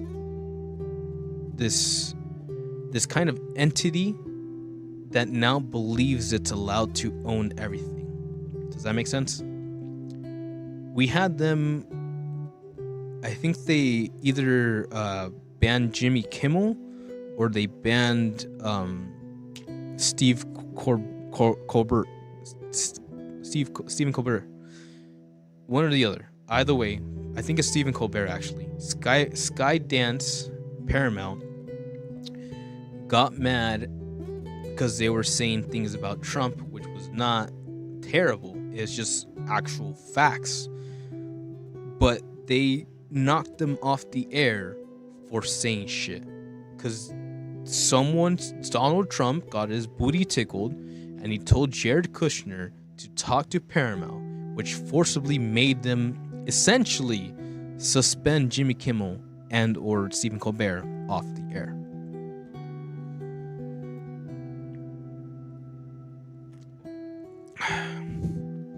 Freedom of speech, motherfuckers.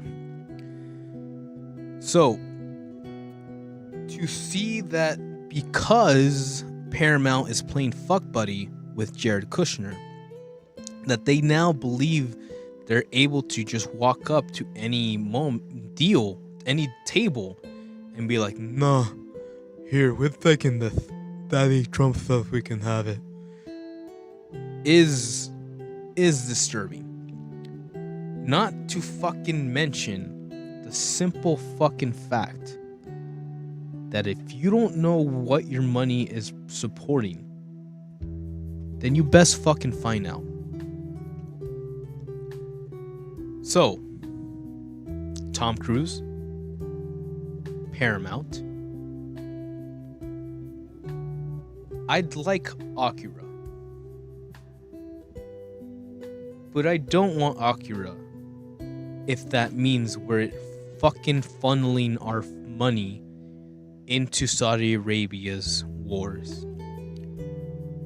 Meaning that America is a fucking shit stain as it is. And Donald Trump is focused on making Dubai better. And you're fucking telling me that is the president of the United States. Yes, we are fucked. Something has to pop. Because I'm really not getting over this.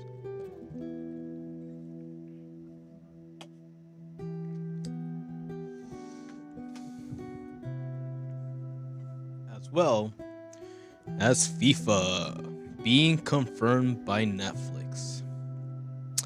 Developed by the studio that's yet to ship anything. This is by Vicky Blake over at IGN. FIFA has announced the next soccer game will be published in partnership with Netflix and developed by new studio Defi Interactive. That sounds fucking Saudi Arabian. Following the end of his partnership with EA in 2022, FIFA announced that it was working with Portfolio Web3 Games ahead of the FIFA World Qatar 2022. Saudi Arabia. Or, sorry, what did we say? Persian Gulf. Seemingly established in 2023, hasn't shipped the game, but describes itself as architects behind 007 First Light and uncompromising about quality. Fuckers.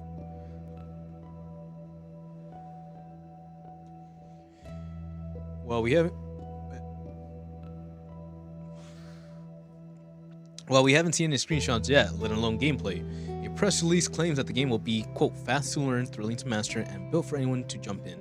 Playable, either solo or online, with a controller, as all you need is Netflix and your phone. What if you're watching on your TV? Football is the biggest thing in the world. As lifelong FIFA fans, we're honored to help usher in the bold next generation and reimagine the future of the franchise. Our mission is simple: make FIFA the game the most fun, approachable, and global football game ever created. This is Casper Dungard, founder and CEO of Defi Interactive. Kenny called it one of those pinch me moments and held the project as a historic exclusive partnership to launch the next generation of the football simulation titles. FIFA, isn't it soccer? Isn't it soccer? This isn't fucking British. No, I'm just kidding. FIFA is very excited to team up with Netflix games. It's because I played football as a center. I tackled the fuck out of people. If you say football, I will fucking tackle you down. That's what that means.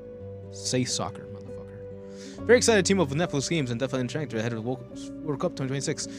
FIFA President Gianni Infantino said this major collaboration is a key milestone in FIFA's commitment to innovation in the football game space, which aspires to reach billions of football fans or ages everywhere in the world and will be redefining the pure notion of simulation games. Our defining game truly marks the beginning of a new era of digital football.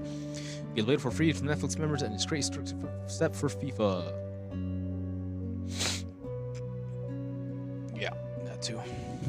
Partnering with Netflix, enabling soccer fans to get involved with just a touch of a button, does sound like the sports sim will be more accessible to the casual audience. However, Netflix stresses the game will only be available on select TVs and countries. As Netflix subscribers can presently only play games in US, Canada, US Kingdom, Spain, Mexico, France, Italy, Poland, New Zealand, all these people. And New Zealand, that leaves a lot of soccer-living countries without access. And while Netflix CEOs claims the game will be playable for free, it's not entirely clear if this access will be paywall behind certain subscription tiers. FIFA 23 is the most successful game in the franchise, despite the fact that EA delisted from online storefronts when it was just a year old. What? Oh, that happened. So again, if that sounds like it's coming straight out of the Persian Gulf, that's because it is. Yes. Saudi Arabia owns FIFA, in case you didn't know. So Netflix giving money to FIFA is the same fucking shit as fucking Skydance giving money to fucking Saudi Arabia. Again, we are fucked. But this is not done by pure chance. There are no coincidences.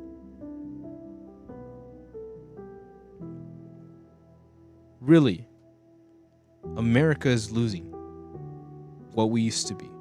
Our identity, our pride, our what's the word?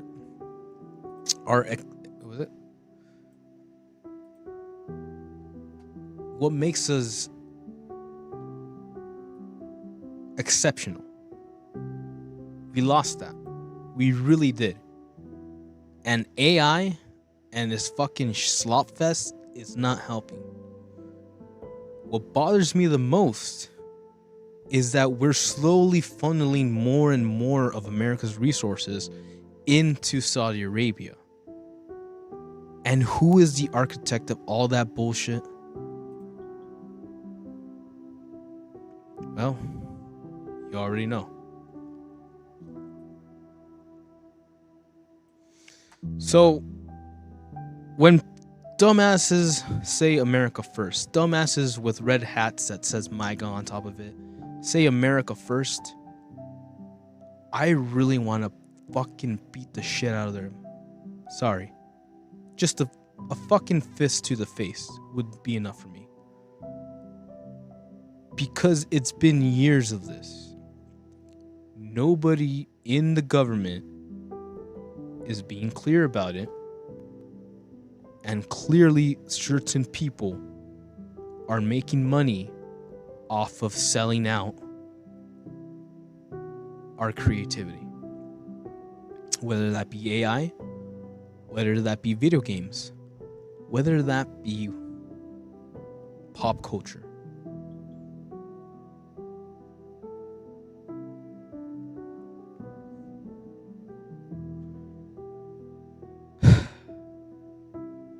Deep breath. So after the Second World War, after we had dismantled Japan, America did. Japan had a choice to make. Continue being the war-hungry country that it was in that Second World War and leading up to it.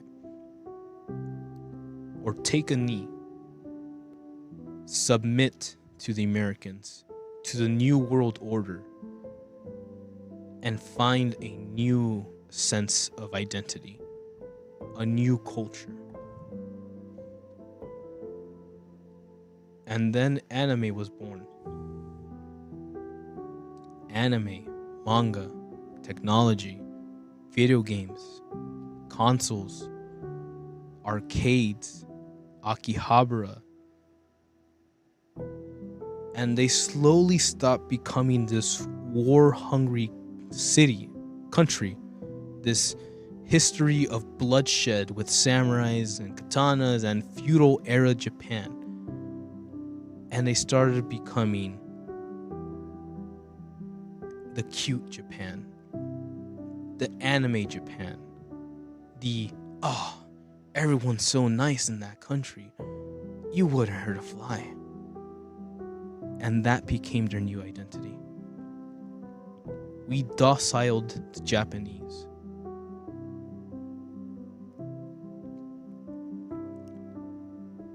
Nobody is dociling the Persian Gulf.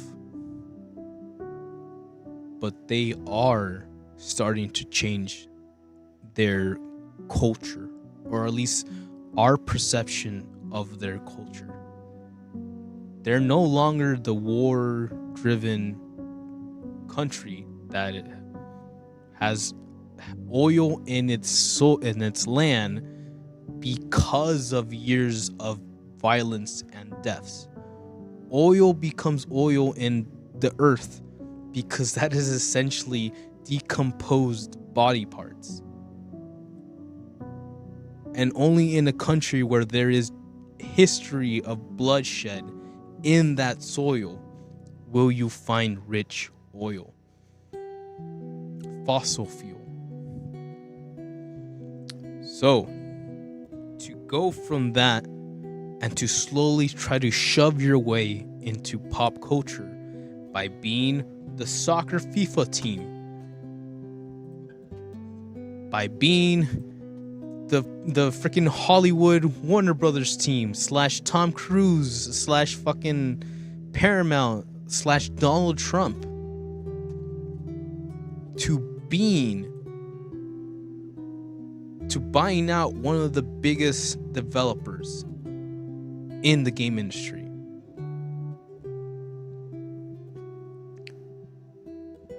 And now they just get to shake off and pretend that this is who they are.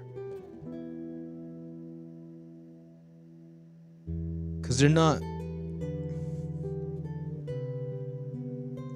Why would they do that?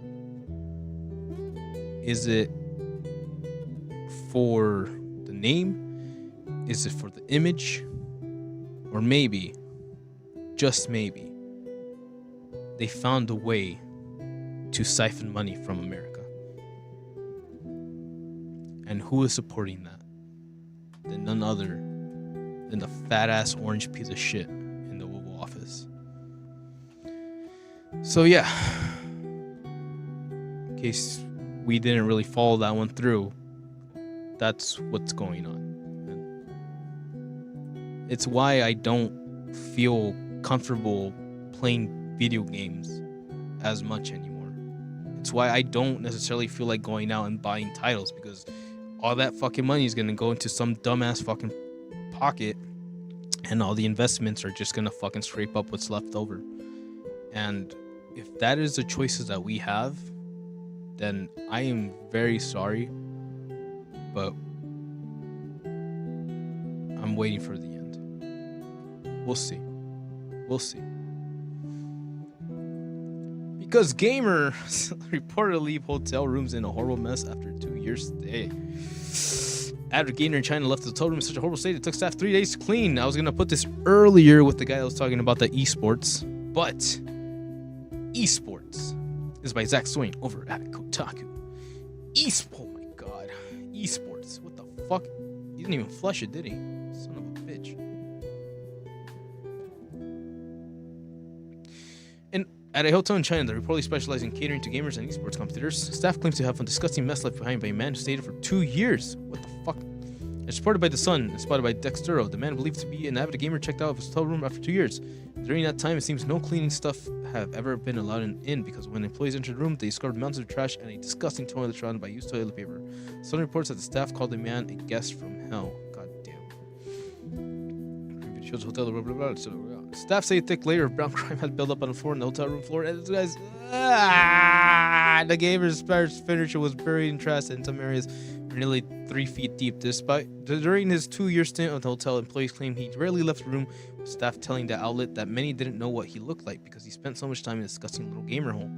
Sun's report sharing details and photos of the hard look at the hotel room doesn't provide too much specific details about the location, the guest, or precisely when this happened, but I'll never forget where I was when I first laid eyes on that toilet. It reportedly took 3 days to clean up the hotel room after the man left, and it will take more renovation and repairs to make the place rentable once more. The guest apparently still owes 10 days worth of fees, amounting to around $400. So the next time you look at your gamer room and feel gross about an empty can or leftover wrapper, you can at least remind yourself that you weren't as bad as the person behind this awful gamer-related hotel disaster. But still, pick that crap up.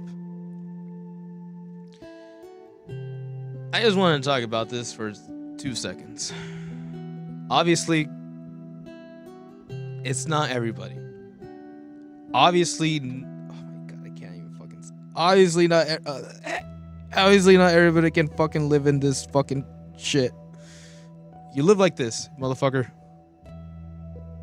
But it's there. Never forget that if we do not hold ourselves to a certain standard, the possibility for shit is always there. Always.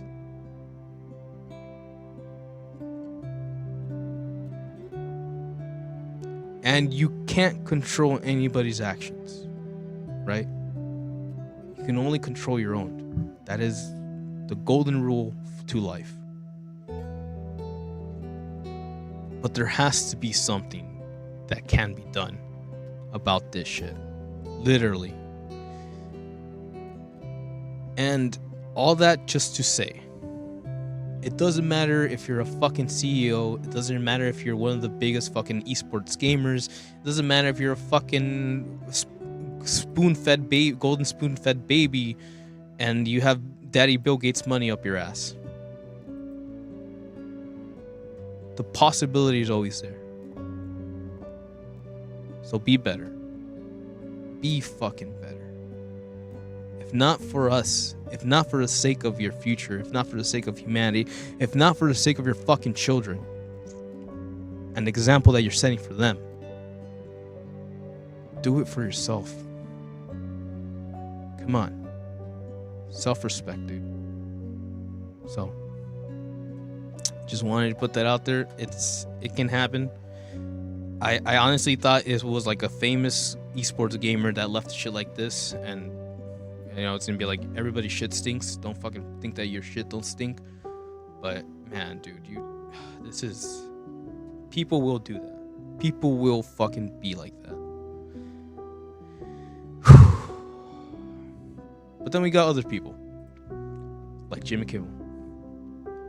It's by Lex Brusco over at IGN. Jimmy Kimmel gets emotional talking about his strange and hard year in the last opening monologue of 2026. Last night, Maestro. Cute. That's cute.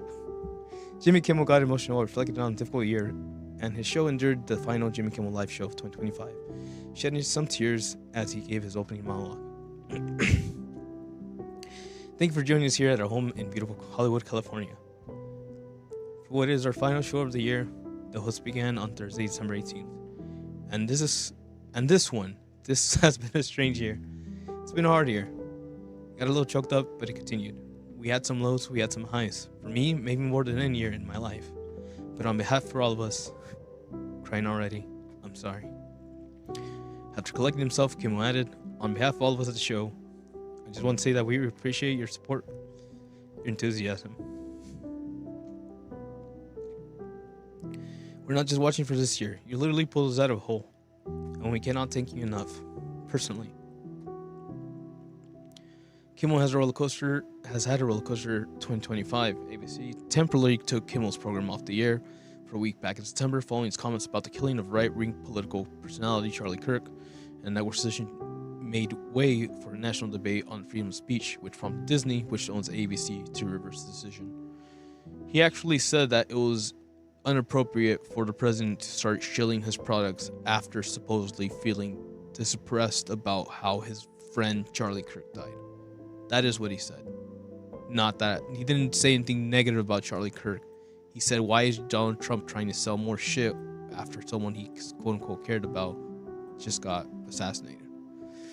Since then, and even prior, in the wake of shocking cancellation with The Late Show with Stephen Colbert earlier this year, President Donald Trump has repeatedly made insulting comments about Kimmel and his show, as well as called for Live to be canceled.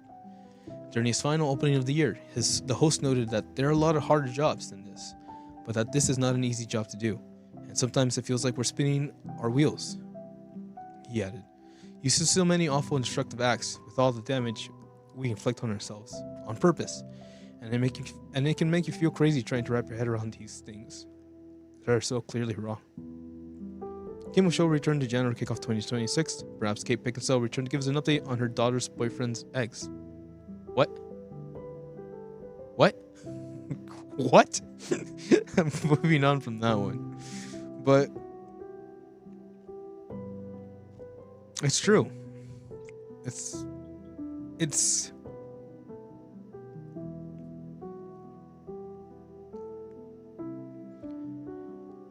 it can't be easy to put yourself in that mind space, in that circle, and to have to keep pretending that everything is fine. And this comes from him just losing a friend like last week. He is going through grief.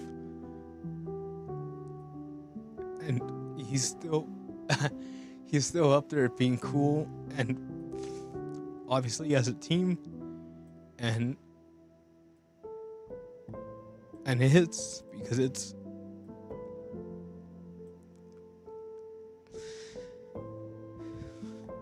our home.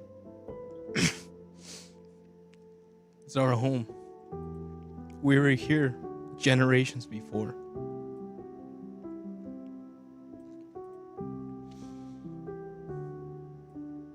And it could be so much more.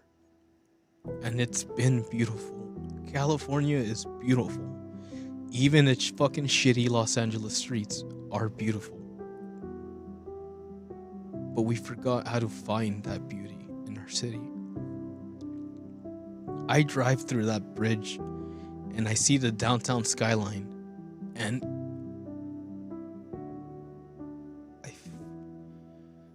I feel a peace knowing that the city still lives. But I feel a deep pain that we've done nothing.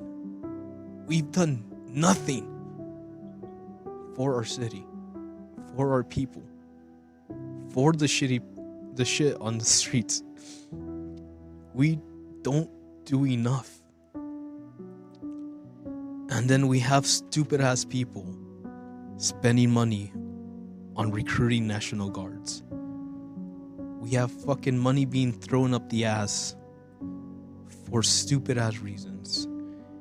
And we have an orange fucking orangutan in the Oval Office making money off of people's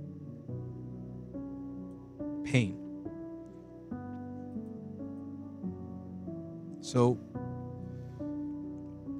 I respect these men. I don't think it's too off the card to say that I see them as mentors. As stupid as that sounds. As much as that makes me think of the Joker from the Joker movie. These gentlemen, while they are representing a quote-unquote product, a quote-unquote show, a quote-unquote agenda, they've been there, right? And it's nothing new to listen to the gesture and hear truth. But I don't know where we would be without them.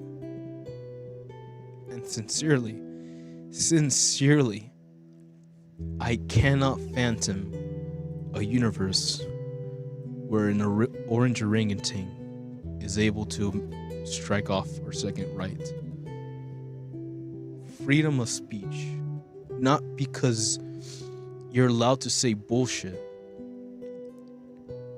but because you should be allowed to express that bullshit and face the consequences, sure, whatever those may be. But the fact that you're able to express yourself, that's what we're fighting for. So it has been rough. And again, I feel for the guy, man. He lost a friend. He lost a great friend. And he's still at it. So, to Jim Kimmel, Stephen Colbert, freaking Seth Meyers, Jimmy Fallon, what's this god? Everybody over at the Daily Show, freaking the homeboy too. I forget his name already. He got off the Daily Show with Trevor Noah, all those greats that have been part of my history, have been part of our history, have been part of showing me truth. Thank you. I wouldn't be here if it weren't for them. I wouldn't be the man. Oh, and John Oliver, of course. We love John Oliver. I wouldn't be half the man that I am if I didn't have these great minds to teach, to show me something real, to show me what it means to be hope. So I'll keep trying, and I really hope that we get through this. Christmas is coming, and there's nothing more than being jolly and holly, but that comes from somewhere. So we need to find that. We need to find that spirit. We need to find that peace. We need to find that love that came from Christmas. Ebenezer Scrooge learned how to love, how to care, how to put aside monetary value to appreciate the real meaning. So, be safe. Take care of each other. Love each other. And know that you're not alone. It's a big, big world. There's lots of opinions out there. But you're not alone.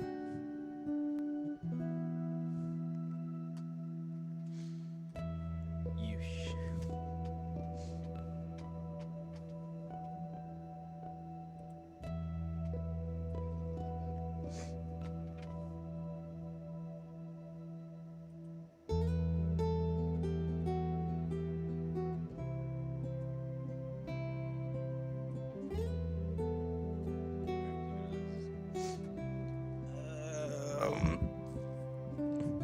I don't think I can play guitar with this one. But it is Christmas. So it's time to get emotional.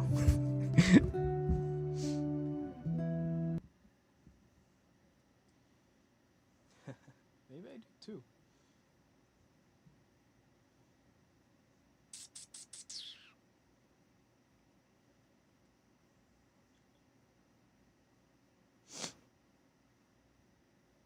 I forgot what the chords were for the last one. Who denying I'm the best for my talents are renowned far and wide. When it comes to surprises on moonlight night, I excel without even trying. With the slightest little effort of my ghost-like charms, have seen grown men give out a shriek. With the wave of my hand and a well-placed moan, I have swept the very bravest off their feet. Yeah, year after year, it's the same old routine, and I grow so weary of the sounds of screams. Jack, the Pumpkin King, have grown so tired of the same old thing. Oh, somewhere deep inside of these bones, an emptiness began to grow. There's something out there far from my home, a longing that I've never known. I'm a master of frights and a demon of light, and I'll scare you right out of your pants. To a guy in Kentucky, I'm Mr. Unlucky, and I'm known throughout England and France. And since I am dead, I can take off my head to recite Shakespearean quotations. No animal nor man can scream like I can with the fury of my recitations. But who here would ever understand that the Pumpkin King with the skeleton grin, the tire of his crown, if he only understood, he'd give it up if he only could.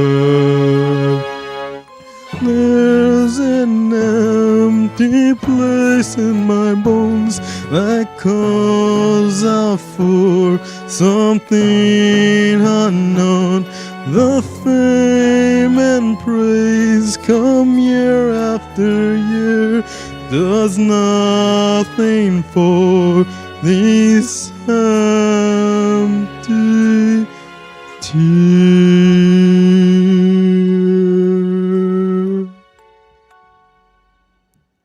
Wow. I'm waking up. I really wanted to do one, but I don't think I can do it. So I think I'll save it for next week. Happens. But hey.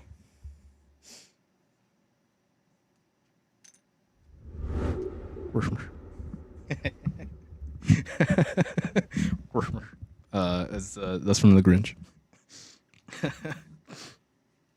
Not that one, son. We just played that. Well, I hope we all have had fun. I hope you enjoyed. I hope you're gonna have a fun weekend. It's gonna be crunch time. I believe we're making a lasagna, or I'm gonna make a lasagna on the side, and we'll have that for a Christmas dinner. So, already working on the menu. Already excited. And hey, I hope you have fun things to do as well. Let's go.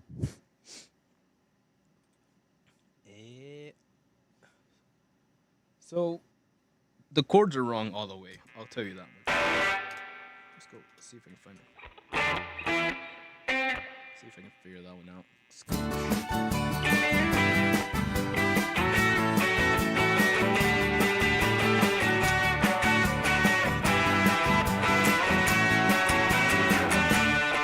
Navidad.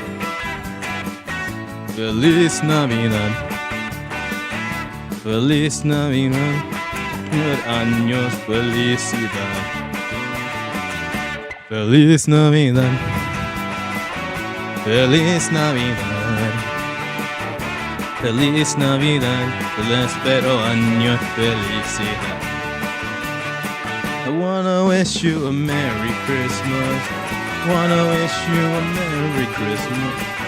Wanna wish you a Merry Christmas from the bottom of my heart.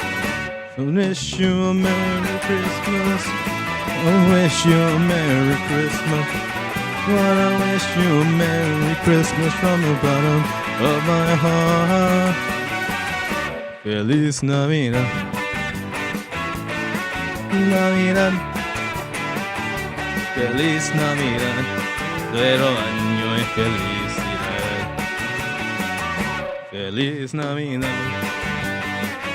Feliz Navidad. Feliz Navidad. Pero año y felicidad. I wanna wish you a Merry. I wish you a Merry Christmas. I wanna wish you a Merry Christmas from the bottom of my heart. I wanna wish you a Merry Christmas. Wanna wish you a Merry Christmas.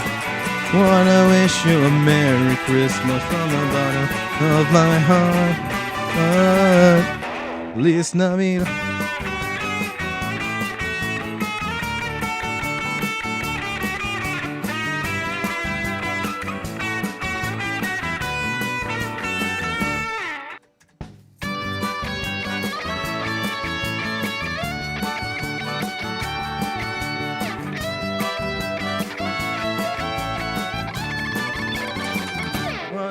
You a Merry Christmas.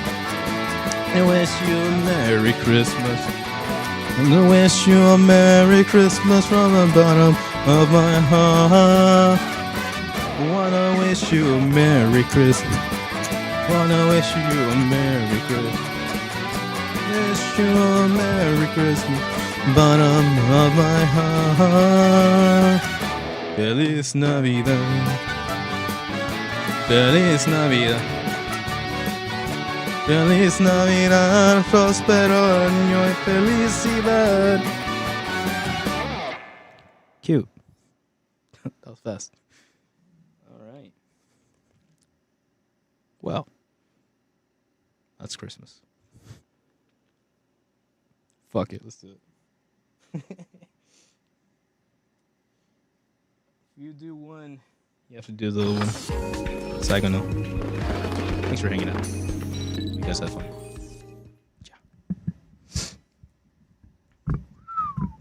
Ha ha ha ha ha. Chug.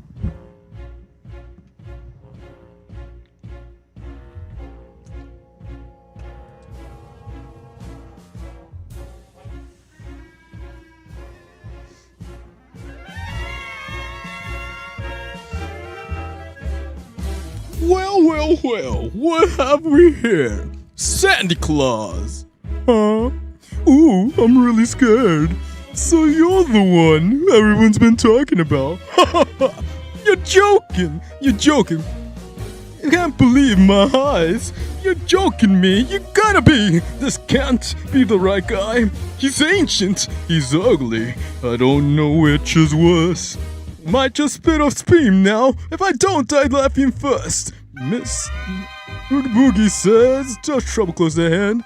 You better pay attention now, cause I'm the boogeyman. And if you aren't shaking, there's something very wrong. Cause this may be the last time you hear the boogie song. Whoa, whoa, whoa. The Oogie Boogie Man. I'm feeling antsy. There's nothing much to do. I might just cook a special batch of snake and spider stew. I don't know, one thing that would make it look so nice. A roly-poly Sandy Claus to add a little spice. Whoa, whoa, whoa. Yeah, I'm the Boogie Boogie Man.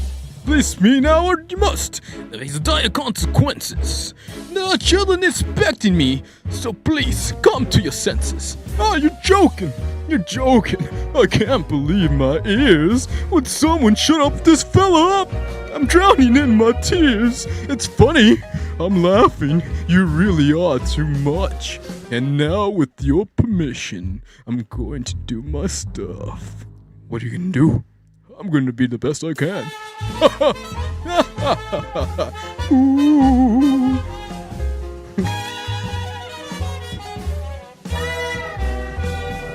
Ooh. Oh yeah. Ooh. The sound of rolling dice to me is the music in the air. Cause I'm a gambling boogeyman, although I don't play fair. It's much more fun too, must confess, when lives are on the line. Not mine, of course, but yours, old boy, and that was just fine. Release me now, Astor, you have to answer for this heinous act. Oh, brother, you're something. You put me in a spin. You aren't comprehending the position that you're in. It's hopeless, you're finished, you haven't got a prayer. Cause I'm Mr. Oogie Boogie, and you ain't going nowhere.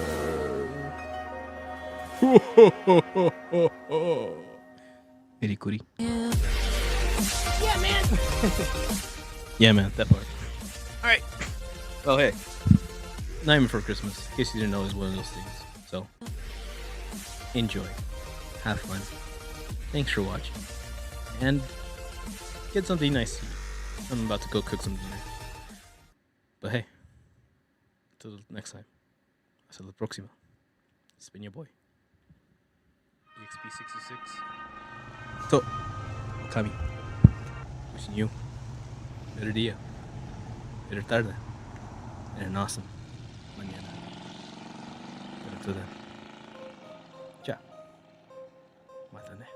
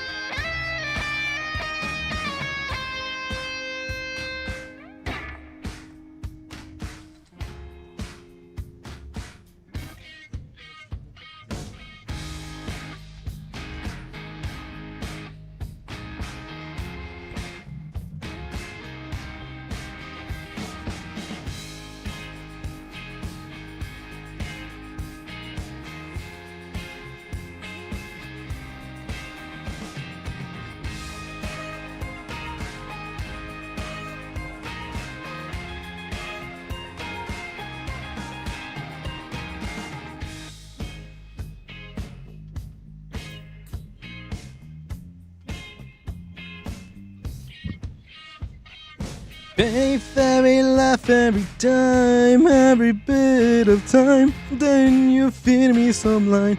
I won't hear one more word about changing. Guess what I am, the same man, same man, same man I've always been. Days pass, turn into weeks, when we don't even speak. We just lay wide awake and pretend we're asleep, and you go home alone, and you're checking your phone, and you're looking at me like I'm something you hold.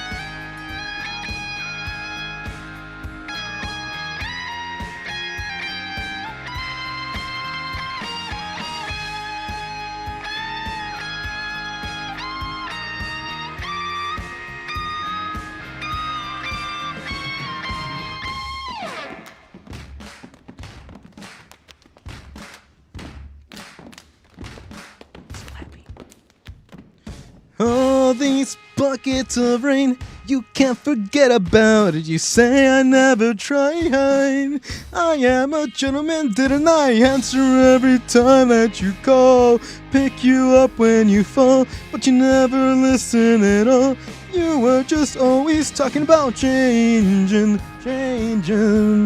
Guess what, I am the same man, same man. Changing. Guess what, I am the same man, same man. Changing. Guess what, I am the same man, I've always been. It's true. Love you.